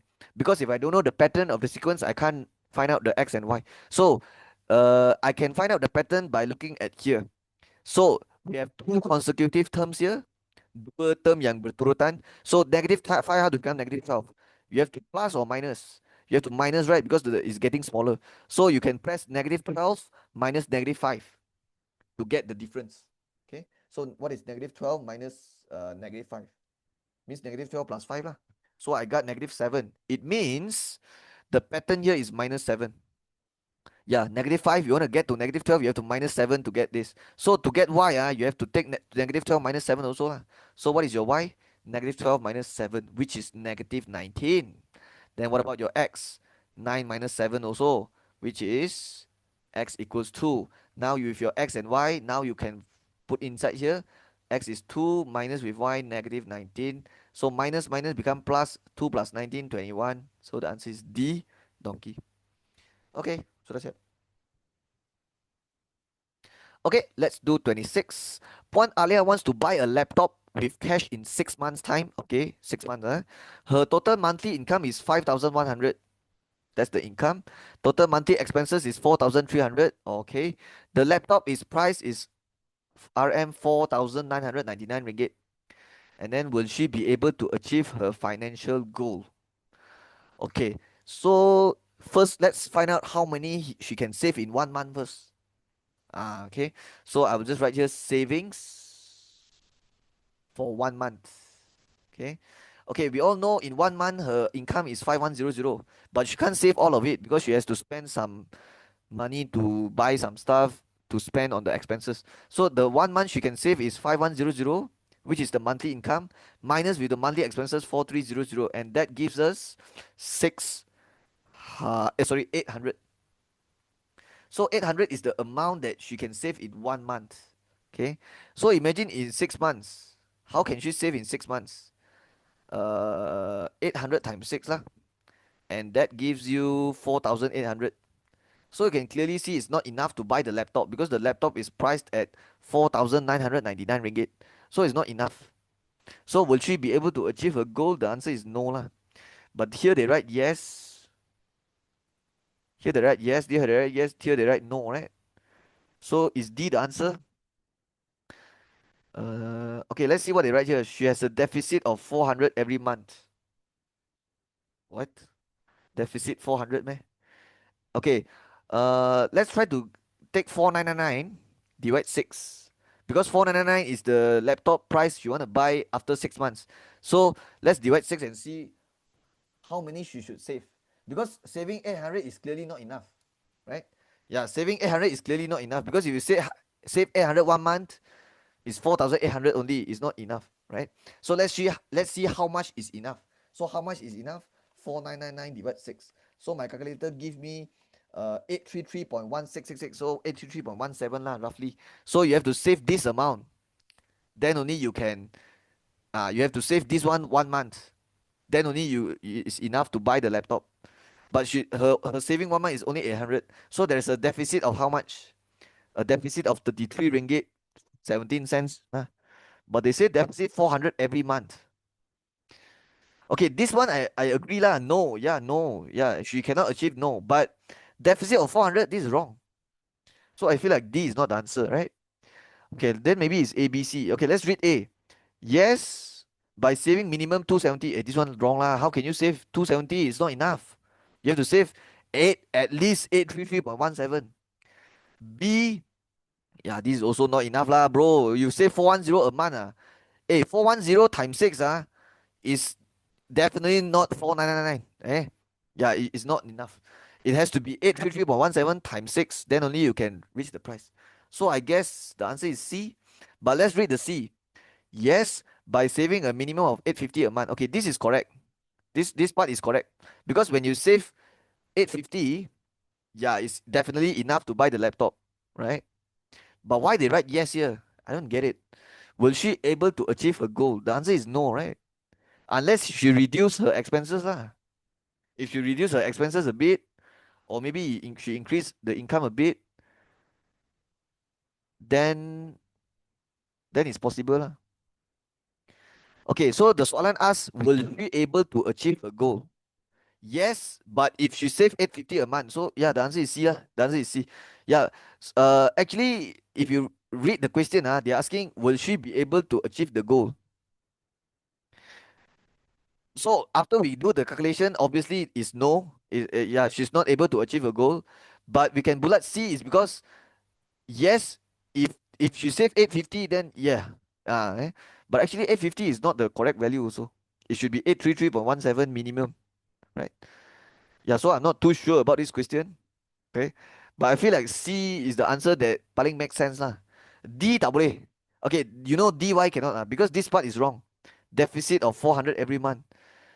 The deficit is not 400. The deficit is just 33.17 because you take this one minus this, right? Yeah, so it feels like A B C D all wrong. Okay. So I'm not too sure. Okay. Okay, I know the schema letak C lah, but I feel like the paling makes sense answer is C lah. Because they're asking will she be able to achieve her goal ma? So yes, if she save 850, yeah, yeah lah, yeah. Because if she save 850, memang cukup lah, more than enough. Okay. But if you want to save 850, you have to reduce your expenses lah, or maybe increase your income, right? Okay lah, I'm not too sure about this question, but I'll just uh leave it like that. And if some of you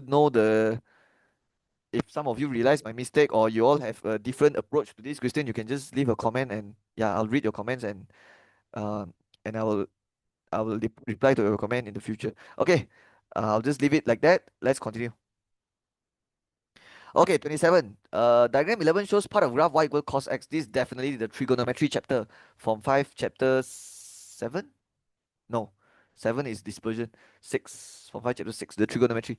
And this is the graph part, right? Okay, so this is definitely cos x, and then find the coordinates of point P. Okay, it's cos 1x 1 here because they never put any number, so it's 1 1. So if it's 1 1, this is definitely 180. Yeah, 180 negative 1. You know how I know is because the y coordinate is negative 1, right? And if it's y equal cos x, and if you want your y to be negative 1, it has to be 180 here. Okay. Another way to do it is you tekan cos 270, cos 225, cos 180. You tekan all these lah. Because these are all the x, right? So you just ganti the x, you tekan cos 270 and see which one give you negative 1. Okay. And you realize it's 180 lah. Yeah. Because cos, if your cos answer is negative 1, there's only one answer, 180. Yeah, that's all. Okay, this one nothing much to explain. Yeah, it's just like that. Usually, when I teach this part, I teach my student to hafal the coordinates for the cos graph. Okay, so if you memorize the important points, these points, you can do it easily lah. Okay, all right, let's continue. 28. In diagram 12, NPQRW is a regular pentagon. Okay, then you see the word regular, it means they are same length. All the sides sama panjang. Okay. In Bahasa Melayu is sekata. Okay, so where is NPQRW? Here, here, here, here, here. Okay, it's regular. It means all side sama panjang, same length.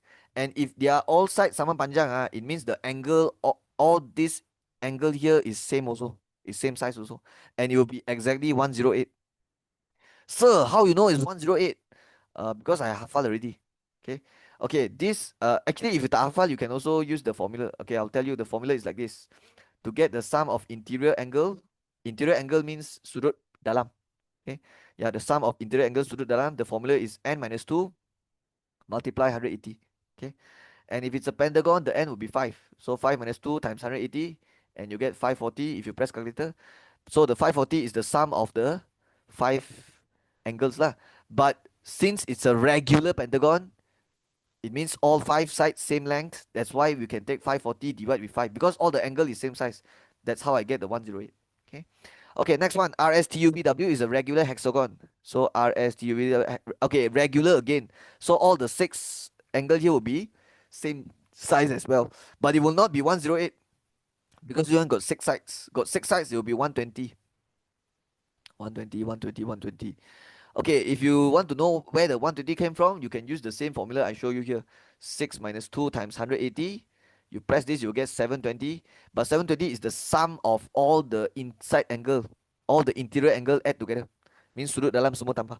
But if you want to find only each here, you take 720 divide 6 lah. Because all the angles same size ma. So you can divide 720 divide 6 equally. So you get 120. That's why all the angle here is 120. Okay, and then they say PNM and TUL are straight line. Okay, mana? PNM is here, and TUL is straight line. So you can take 180 minus 108, you get 72. 180 minus 120 is 60. Because straight line, the total angle is 180. And then what they want, x plus y. Okay, you don't have to find the x and y separately. Yeah, you don't have to find the x and y separately. It's not possible. It's not possible to find x separately and y separately. It's not possible. Okay, but you can find x plus y together. How to do that? Use this shape. Let me highlight. Bam, bam, bam, bam, bam, bam. Use this shape. So what shape is this? 1, 2, 3, 4, 5, 6. So this is a hexagon, but it's not a regular hexagon because the side tak sama panjang. And also you look at this angle and this angle, it's not the same. If it's a regular hexagon, all the angle will be same and all will be 120 if it's a regular hexagon. But it's not a regular hexagon, obviously. So we cannot say the x and y is 120 lah. Okay. But what we can do is we can take the total 700 because I just now I calculate already. If it's a hexagon, the sum of all the angles should be 720, right? So what you can do is take 720 minus with 60 minus with this minus with this minus 72. Then we will get the remaining here. Okay. Okay, but first we need to find out the angle here. Okay, one full circle is 360 minus 120 is 240. Same with this, one full circle is 360 minus 120, 240 minus 108, 132. And since this yellow color one is the six sides polygon, so the total angle the sum of the angle inside this would be 720. So to get the xy, you just take 720 minus 60 minus 240 minus 132 minus 72. Okay. Okay, if you press all this, you get the answer already. Minus 60 minus 240 minus 1 minus. Okay, I got it. 216. So the answer is B boy. That's all. Okay. Okay, 29. The length of base and height of the triangle are given as 0.9 meter, 0.62 meter respectively. Find the area of triangle in millimeter square. Oh, this one important. This one important. Alright, guys, I need you all to pay close attention here. They want to find area. The area of triangle formula is 1/2 times base times height. They give you the base in meter 0.9. They give you the height in meter 0.62. But if you press like that, the answer will not come out in meter square. Sorry, the answer will only come out in meter square. But they want in square, right? And how to convert meter square to square? That is a big problem, right? Okay, I'll tell you now. Okay, later I'll tell you how to convert meter square to square. Okay, yeah. But let me tell you another method first. There's another method to do it, which is you convert the meter to first. Both also you convert to then only you do 1/2 times base times height. If you do it like that, then it will automatically come out in square lah. Understand, right? Okay, I'll show you both method. I'll show you both method.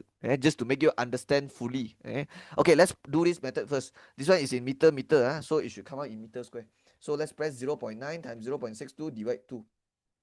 Okay, it's 0.279 and this is the area in meter square.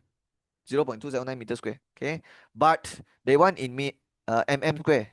They want in millimeter square. Okay, let's talk about how to convert meter square to square. I'm sure most students don't know about this. So I need you all to make sure you know this. Alright, let's say 1 meter is how many cm? 100 cm. Everyone know that? And then 1 cm is how many mm? 10. Okay, so 1 meter is 100 cm, 1 cm is 10 mm. Now answer me, 1 meter is how many mm?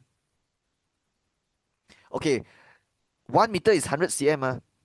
But since 1 cm is 10 mm, so you have to take 100 times 10 lah. Times 10. So you get 1000 mm. Understand? So 1 meter is 100 cm, but the cm you have to convert to mm. So you have to times 10 to get 1000 mm like that. So now you know 1 meter is 1000 mm, right? So tell me 1 meter square is how many mm square? Not 1000, it's 1 million. There'll be 6 zeros here. Okay. 1 meter square, you want to convert to mm square. You have to times with 1 0 0 0 0 0 0. Okay, why so many zeros?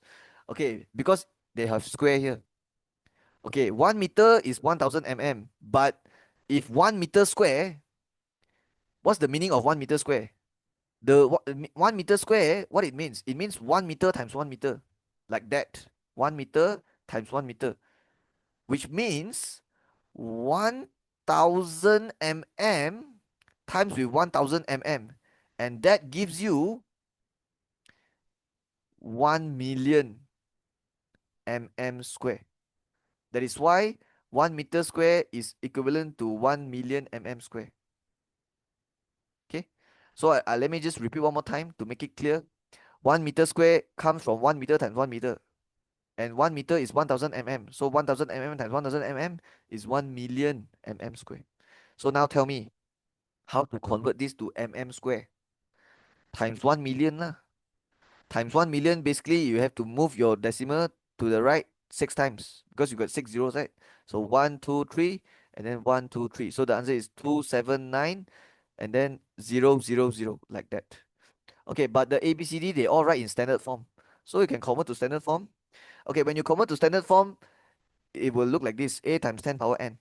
But your A has to be a decimal number, and before the decimal point can only have one digit, and the digit cannot be zero. So you can see now the decimal is here.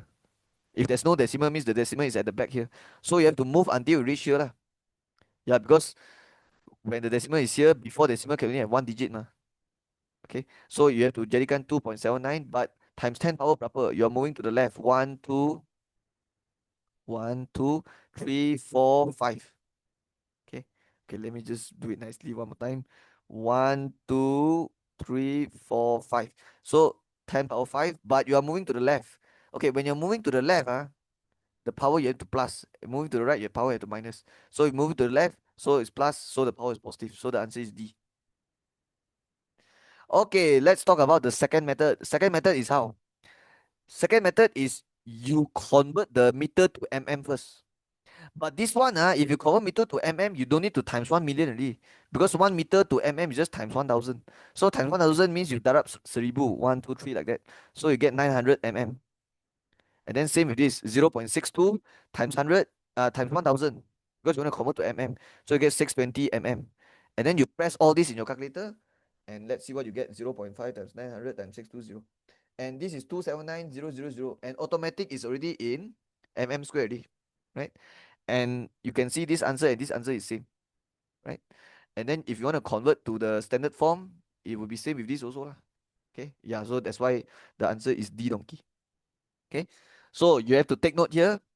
1 meter is 1000 mm, but 1 meter square is not 1000 mm square.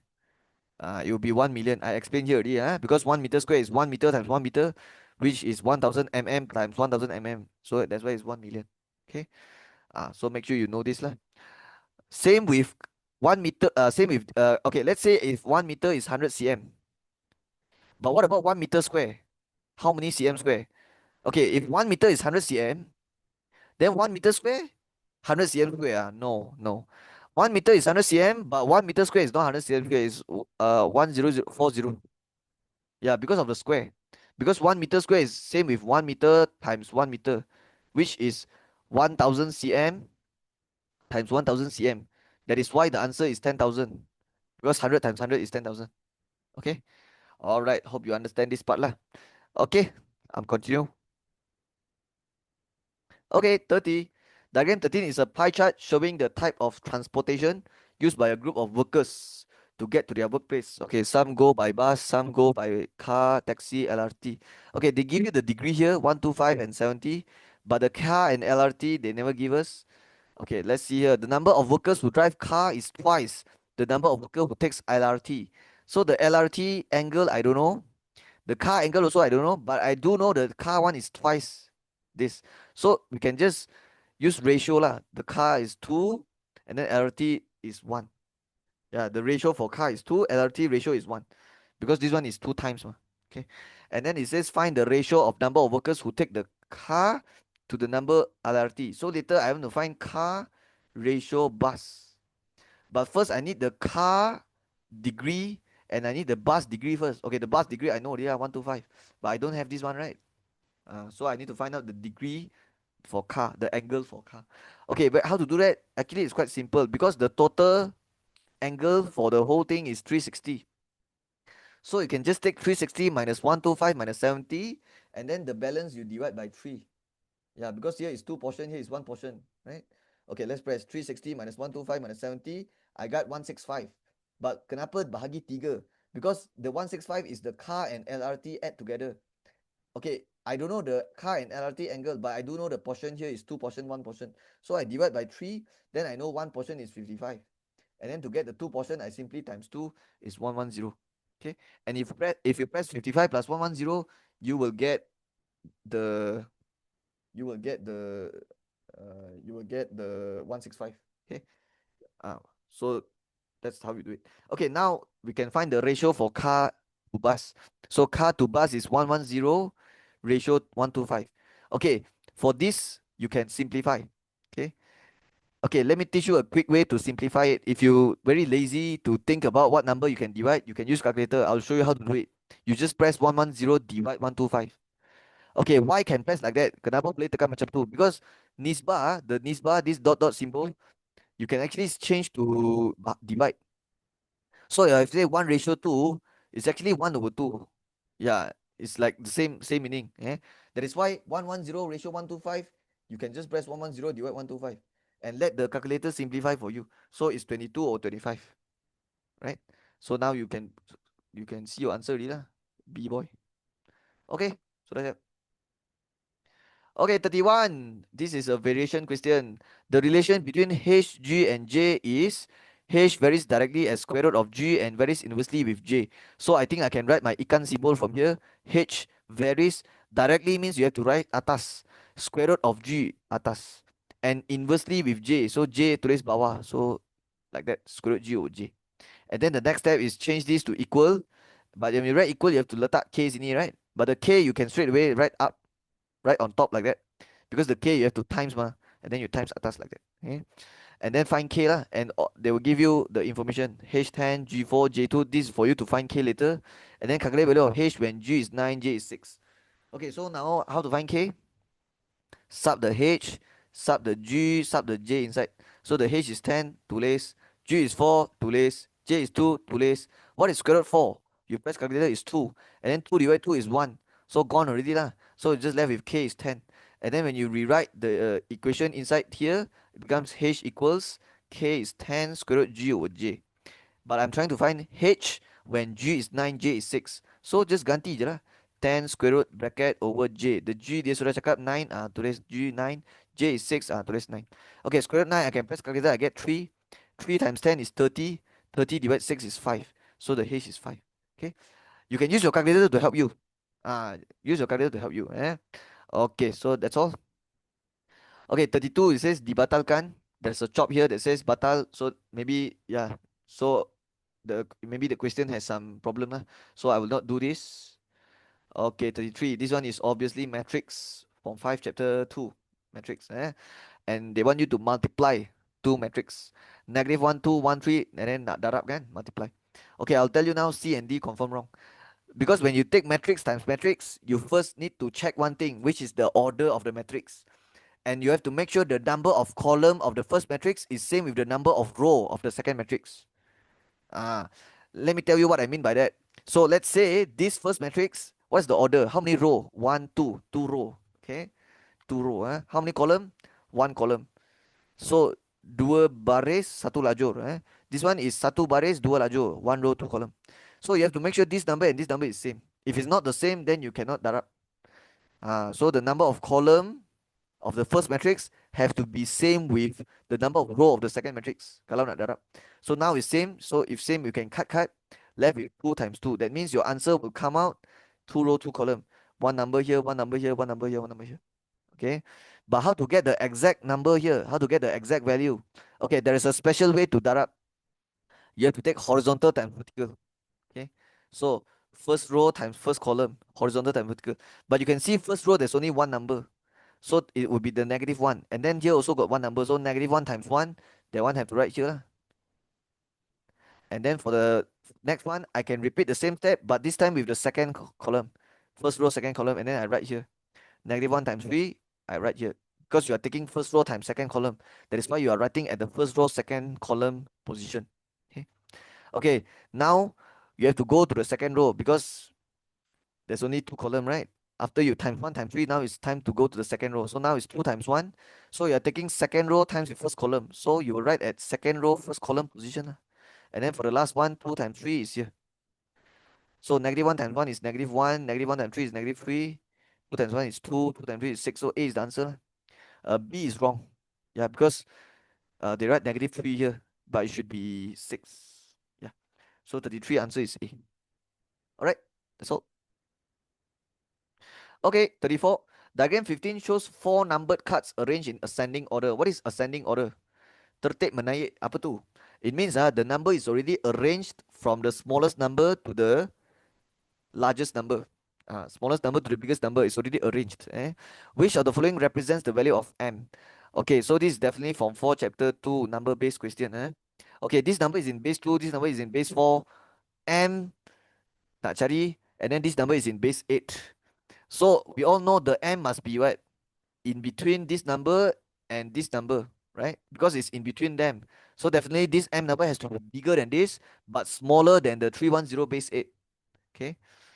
So tell me, A, B, C, D, which number is more than 2231 base 4? Well, I don't know. I don't know. Because these are all in base 8, base 2. It's not even the same base. So it's hard to tell who's bigger, who's smaller. So I think my job now is to change everything to same base. Okay. All right. What we can do here, okay, one of the way to do it is you change everything to base 10. This one change to base 10, this one change to base 10, all these also change to base 10, and then you will know the answer lah. But I will not do it like that. Can also, you want to do that, can also, but it's a bit slow. Let me show you a quick method. So you realize everything here is base 2, base 2, base 8, base 8, base 2, base 8. The only number that is different is base 4, right? And do you know from base 2 to base 8, there is a shortcut. Yeah, there's a shortcut. That is why I will not change everything to base 10. The faster way to do it is change everything to base 8 instead. Base 8 instead. Okay, let me show you the shortcut method, how to change to base 2, base 8. The method looks like this. Okay, let's say I want to change this base 2 number to base 8. So what I will do is I will start from the right side here. I'll write 1, 2, 4, draw line, 1, 2, 4, draw line, and then 1, 2. And you can see this one is 2 times 1, so it's 2. This one is 2 times 1 is 2. This one is 4 times 1, 2 times 1. So 4 plus 2 is 6. So that's the answer. This is how easy it is to change to base 8 from base 2. Okay. Only base 2 to base 8 got shortcut. Okay. Okay, this one cannot use the shortcut method lah. The shortcut method only work for 2 to 8 and 8 to 2. Okay. Okay. This one is already base 8, so jangan kacau dia. Okay, this one we can use the same method. 1, 2, 4, draw line. 1, 2, 4, draw line. 1, 2. So the first number is 2 times 1, which is 2. This one is 4 times 1, which is 4. This one is 0, 0, so 0, base 8. Done already. That's the base 8. Now for this one, use the shortcut 1, 2, 4, draw line. 1, 2, 4, draw line. 1, 2. Okay, this one is 2 times 1, 1 times 1. So it's 2 plus 1, which is 3. And then this one is 1 times 1, which is 1. 1 times 1, which is 1. So this one base 8. Done. Okay. Now, you know which one confirm wrong already. Because 310 base 8, your m has to be what? Smaller than 310 base 8. And you know it cannot be D. Definitely cannot be D, right? Because if your m is 311 base 8, then your m has to be here already. Yeah, has to be after the 310 base 8. So the answer is either A, B, or C lah. Okay, this is 226, right? So 252, 264. This one is bigger than 226. This one also bigger than 226. This one also bigger than 226. So I think I need to find out the 2231 base 4 in base 8 also lah. Yeah, that's the only way. Okay. So yeah, I need to find out this 2231 base 4 in base 8. Then only I can know which one is the answer. So how to change 2231 base 4 to base 8? This one you have to change to base 10 first. This one tak ada shortcut. Okay. Yeah, this one tak ada shortcut. So yeah, only 2 to 8, 8 to 2 ada shortcut saja. All right, how to change 2, 2, 3, 1, base 4 to base 8? First, change to base 10. Okay, when you're changing a smaller base to base 10, you will use the darab punya cara. The darab punya cara means you write down the place value and then you multiply later. Okay, the place value will be 4 power 0, and then 4 power 1, 4 power 2, 4 power 3, like that. Always start with power 0. Eh? Okay, and then times. Lah. Okay, let's press calculator. 4 power 3 times 2 plus 4 power 2 times 2 plus, wait, 4 power 2 times 2 plus 4 power 1, which is 4 times 3, and then plus 4 power 0 times 1. Okay, my calculator give me 173. But that's not the answer. That's just the base 10. I want base 8. Because everything I choose to change everything to base 8 already. Okay, that's why I need to make sure this is also in base 8. Otherwise, how you should compare, right? Because everything is in base 8. Okay, so how to change a base 10 number to base 8? Okay, when you're changing a besar punya base 10 to a smaller base like base 8, you use the divide punya cara. The cara looks like this. 173, here is the remainder, and then you divide by 8. Okay, 173 divided by 8. If you press calculator, you will get 21.625. That means you write 21 here. Okay, the balance 0.625, you have to times 8 to get the remainder. So 0.625, darab balik dengan 8. So you get 5. Okay, repeat the same process. 21 divide 8. 2.625. It means here you write 2 and then the extra 0.625 darab balik with the 8 lah, because just now you bahagi 8. So now you darab balik 8 to get the remainder 5. And then for the last one, 2 divide 8, 0.25. It means here you write 0 and then the extra 0.25 multiply with 8 and you get 2.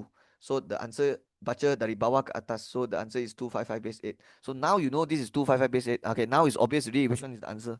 So your M has to be bigger than 255 lah. So not 252. 264, yeah, this is the answer. 240 cannot lah. Yeah, because the number has to be bigger than 255. So bigger than 255, 240 cannot lah. 252 also cannot. So it's 264. Okay, yeah. Because it's in ascending order ma. So you have to make sure this M has to be bigger than this number. But at the same time smaller than 310. Yeah, so the answer is B boy lah. Alright, hope you get it. That's all. Okay, 35. What chapter is this? Look like probability. I'm not sure. Okay, Aliani. Hobby is collecting stamp. Okay, I don't care. She has a collection of 75 pieces of stamp from Southeast Asia country, consisting of Indonesia, Singapore, Thailand, and Philippines and Malaysia. Oh, let's how to say? Draw it out. 75, and then this is total from where? You have Indo, you have Singa, and then Thai, and then Philip, and then Malaysia, MLS. Okay, so she has so many different stamp from different country, and then 75 is the total. And then it says a stamp is selected at random. Okay, the probability of getting a stamp from Singapore and Indonesia is 305. Okay, probability of Singapore and Indon is 305. If the number of stamp from Thailand and Philippines is equal to the number of stamp from Malaysia, calculate the probability of selecting stamp from Malaysia. Okay, I already know the Singapore and Indonesia probability total is 305. Okay, that means, okay, wait, number of stamp from Thailand and Philippines, which is this one, is equal to the number of stamp from Malaysia. Oh, like that. That means the probability for Thai and Philip is same with Malaysia. Same with Malaysia. So what we can do is we can say that this and this probability is equal lah. So I think to get this you can take total probability is 1, right? So you can take 1 minus 305 and then take the answer divide by 2 lah. Then I can get the probability of Malaysia already. Okay. Okay, so let me explain in more details. Okay, since this Malaysia probability and Thai Philippine combined probability is same, I can call it X, right? And we all know total probability is always 1, right? So you can take 1 minus 305, you get 205. But 205 is the probability for Thai and Philip and Malaysia. Okay, Thailand, Philippines, and Malaysia, 3 combined, the 205. But since the Thai and Philippine probability add together is same with Malaysia, that means just divide by 2 lah. Then you get 1/5. Okay, it means the X is 1/5. This one is 1/5. This one is also 1/5. Okay, and they're asking for probably Malaysia, so A is the answer. Yeah, that's all. Okay, 36. This one is under Form 4 chapter, the measures of dispersion for ungrouped data. How come I know? Is because I see this. This is called the stem and leaf plot. So yeah, this only comes out in that chapter. Okay, the stem and leaf plot batang daun represent the distance running of a group of participants of the Penang state level charity run event. So this is the data regarding distance running of participants. And the key here says 2 line 3 refer to 23 km. So what this means is there is one student pula, one runner, he ran 23 km.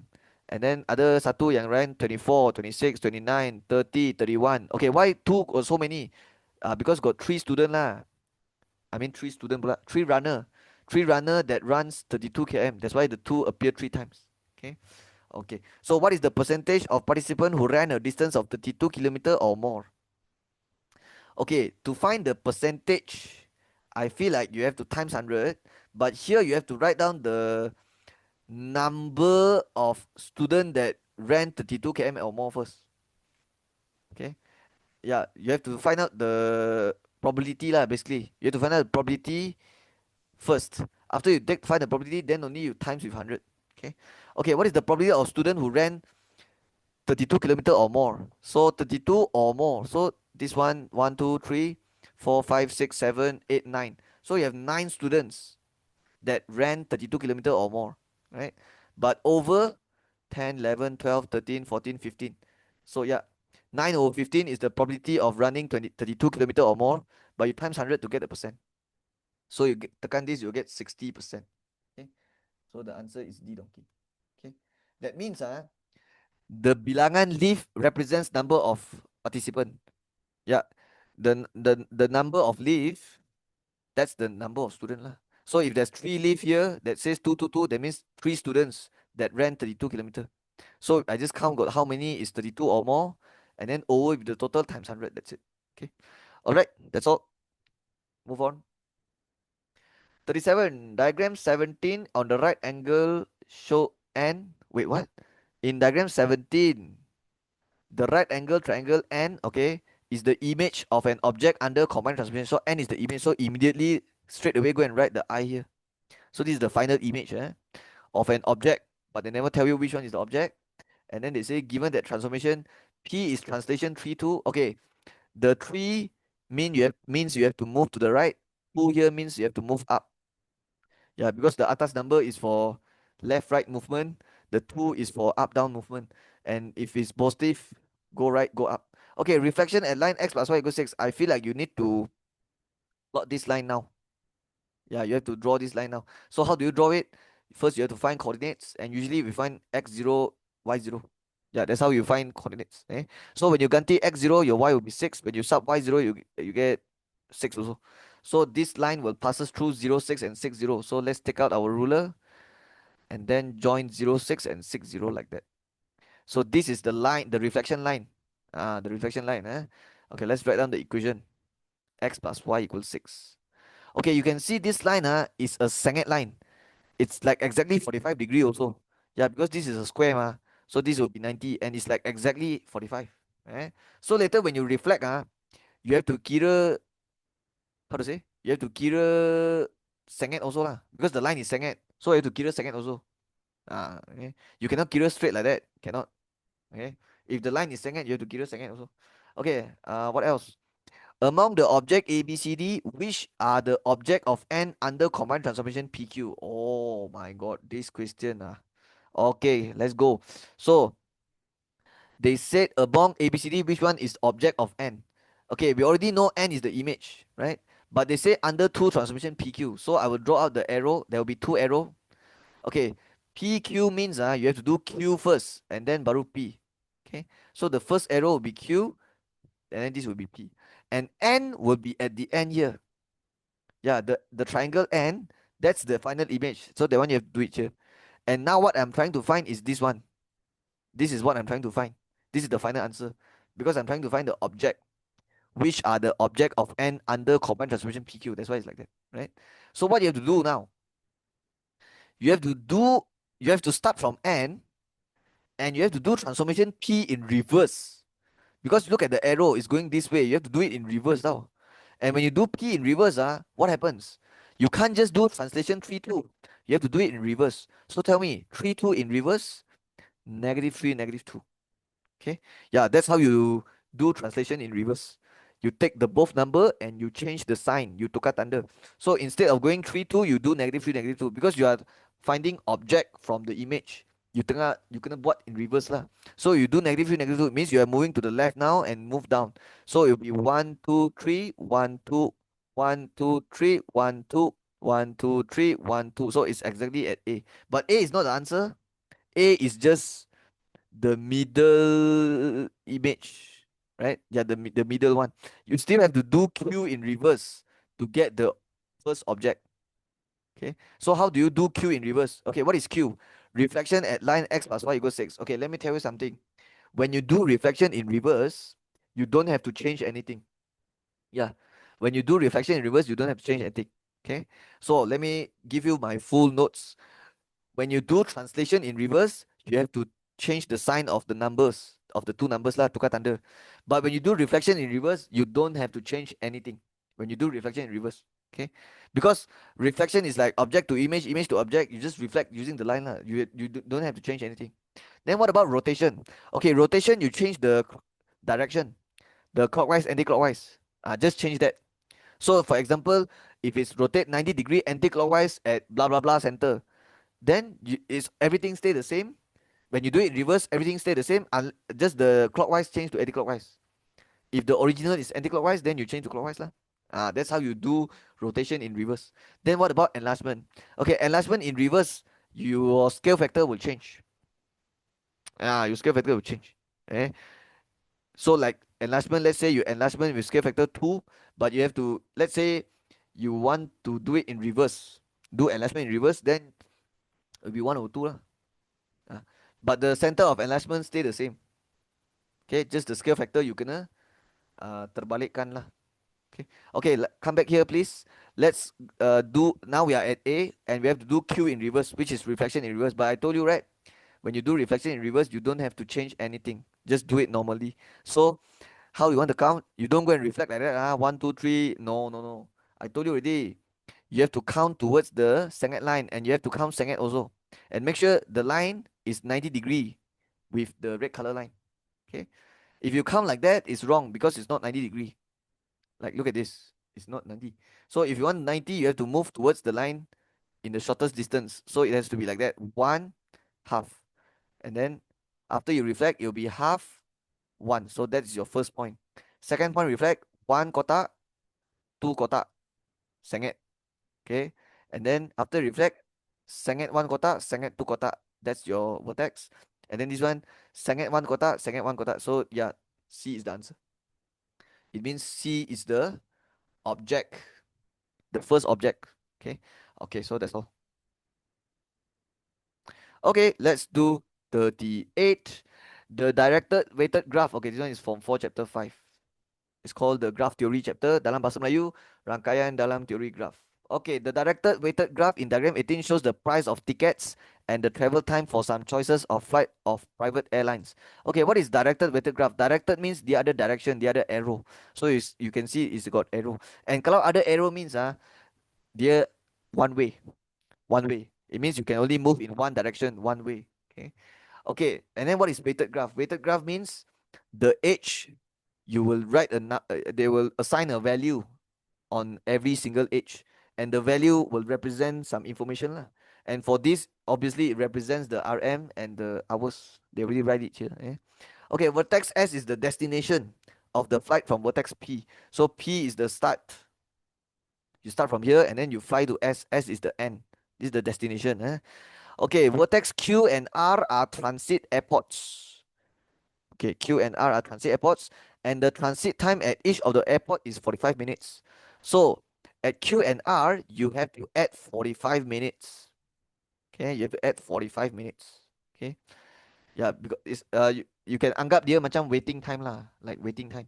Okay, okay, so everything looks okay. Now it says if you need to go to a destination at optimum cost, state the best route that you will be. Oh my God, what is this English? State the best route that you will be choosing. Okay. Okay. So how to find out the best route? Okay, this type of question, I always tell students one thing. Write down all the possibility. Just write down all the possibility. Don't be lazy and wanna how to say do fast. No, don't do that. Just do all the possibility. Because otherwise you will, yeah, you will leave out some possibility, then you do wrong, then it's not good. So let's write down all the possibility. So the first jalan, I can go from P straight away to S, right? Yeah, because this you can see the direction is going that way, so that means you can go straight to S. So P to S, right? But if you go P to S, what would be the RM? 200, and then the time is 3 hours. That is the first possibility. Okay. I don't care whether it's the cheapest one or the expensive one or not. I don't care. I write down all first. Nanti baru kita decide. Later only I will decide which one is the best route. Okay, second one I can go P to R, R to S. This is also another possible route. So the price will be 130 plus 65, which is RM 195. And then the time will be 1.5 hours plus 1.1. But you have to pass with 45 minutes. But this one is in minute. So how do you convert minute to hour? You divide 60 lah. And then you get 0.75. So I'll press 1.5 plus 1.1 plus 0.75. Okay, my calculator give me 3.35. So that is the time in hours. Okay. Okay, I don't want to look at who's the cheapest, siapa murah, siapa mahal. I don't want to tengok yang tu dulu. I write down all the possibility first. Okay, number three. P to Q, Q to S. Okay, let's get it. And then the time is 50. Sorry, the price 50 plus 115. So that's gonna be RM 165 lah. And then the time will be 1 hour plus 1.4 hours plus with the 45 minutes, which is 0.75. So what is 1.75 plus 1.4? So this one is 3.15 hours. Okay. Okay. There's one more route. I see it, which is this route. P to Q, Q to R, R to S. Okay. Okay. Can I go like that? PR and then RQ. Cannot, right? Because if you look at this line right here, the arrow is going like that. So it means it's one way. So you cannot go PR, RQ. But you can go PQ, QR, and then RS. Okay, so PQ, QR, and then RS. Yeah, this is possible. Yeah. Make sure you look at the arrow also, because it's direct, because it's one way. Okay. Okay, so RM. So how many RM? 50 ringgit plus 45 ringgit plus 65. So 160. You press calculator lah. And then for the time taken, 1 hour plus with 0.75. And then, okay, let me press 1.75 plus with 0.8. And then plus with another apa 0.75 here, and then plus with the 1.1 here. Okay. All right. So I got 4.4 hours. 4.4 hours. Okay. I think this is most likely not the answer lah. Yeah, because this is the one that I have to apa passes through the transit to both transit airport, right? Wait, why do I feel like the ABCD will be this four route? Because there's only four, right? Right. So let's scroll down and see. PS, PR, yeah, yeah. The fourth possible route is exactly the ABCD option here. Okay. Okay, now it's time to choose which one is the best one lah. Okay, this four and one definitely cannot choose. Yeah, definitely cannot choose. Why is because you cannot choose four is because it took the longest time. Yeah, it took the longest time. And you know why it took the longest time is because you go and passes through Q and R, the both transit airport, and you know the transit airport there's a waiting time of 45 minutes. That's why it takes so long, 4.4 hours, right? So four definitely cannot choose. One also cannot choose. You know why? Because it's the most expensive. Yeah, you see it's the most expensive. So that won't be the best route. So it's either two or three lah. So it's either two or three, and it's very obvious lah which one. Of course it's three lah. You know why? Because it costs less and it took a shorter time. 165 compared to 195, this one is cheaper. 3.15 hours is less than 3.35 hours. It means the time taken here is faster. If you jalan here, not only is cheaper, you will reach there faster also. So PQS is the answer. So that's the answer. B boy. Yeah, that's all. Okay, 39, let's go. Diagram 19 shows a set of data. Okay, this is what we call ungrouped data. Data yang tak terkumpul, and it's under Form 4 chapter. Yeah, Form 4. Measures of distribution for ungrouped data. Okay, they want to find interquartile range. Okay, if it's a group data, you find your interquartile range from your OGIF. You remember, this one is Form 5. When they give you OGIF like that, and then because interquartile is Q3 minus Q1, and for the Q1, you have to take like 1 over 4 times with the total frequency, and then take this value, cari dekat sini, and then tarik, and then that's your Q1, Q3. And then, but if it's Q3, you have to take 3 over 4, like that, right? Itu kalau group data. That one is if only if they give you the OGIF, the group data. But this one you takkan lah you buat OGIF for this one. No lah, this one is ungroup data. So how you find the Q3, Q1? Very simple. You find the Q2 first. You find the median first. Q2 is the median. But make sure all the data is arranged in ascending order first. So you can see it's already arranged nicely. 2, 3, 4, 5, 6, 7, 8, 9. So now I can find the Q2. Q2 is the middle number. So how to find middle? Cut, cut, cut here, cut here, cut here, cut here, cut here, cut here, cut here, cut here. So this is the middle number. That is your Q2. And how to find your Q1? Okay, you look at the first half and then find out the middle number, and then look at the second half, find the middle number. Okay, but when you look at the first half, don't include the median. Don't include the median. Don't include the Q2. So it's only until here. So you have cut here, cut here, cut here, cut here. This one lah. That's your Q1. And then same here, the second half, cut the 6, cut the 9, cut 7, cut 8. So this one is the Q3. So the answer is 7 minus 4, and the answer is 3. Okay. Another way to do it is to use the formula. The median Q2 formula is n plus 1 divided 2. But this formula can only help you to get the position of the middle number. So the formula is n plus 1 divided 2. So what's the n? N will be the how many data here lah. So 1, 2, 3, 4, 5, 6, 7, 8, 9, 10, 11. So 11 plus 1 divided 2. And you will get 6th. And this 6 means that your median is at the 6th position. The 6th number. So 1, 2, 3, 4, 5, 6. This one. So that's what just now also I get this for the median. And then after you know this, cut this and take the first half. So first half you have 1, 2, 3, 4, 5 numbers. And out of these 5 numbers, you have to find the middle also. So you can use this formula again. 5 plus 1 divide 2. 5 plus 1 is 6. 6 divide 2 is 3. That means your Q1 is at the third number. So 1, 2, 3. You see? 4. So that's the Q1. Okay. So from here also take the third number. So that's why this is the answer. Okay. Yeah, so this formula can be helpful sometimes. Because sometimes if your data is, how to say, too big, too many numbers. If it's too many numbers, takkan lah you want to potong macam tu, right? For those kind of question, you can use this formula to quickly find out the middle number position. Okay? Okay, hope you understand.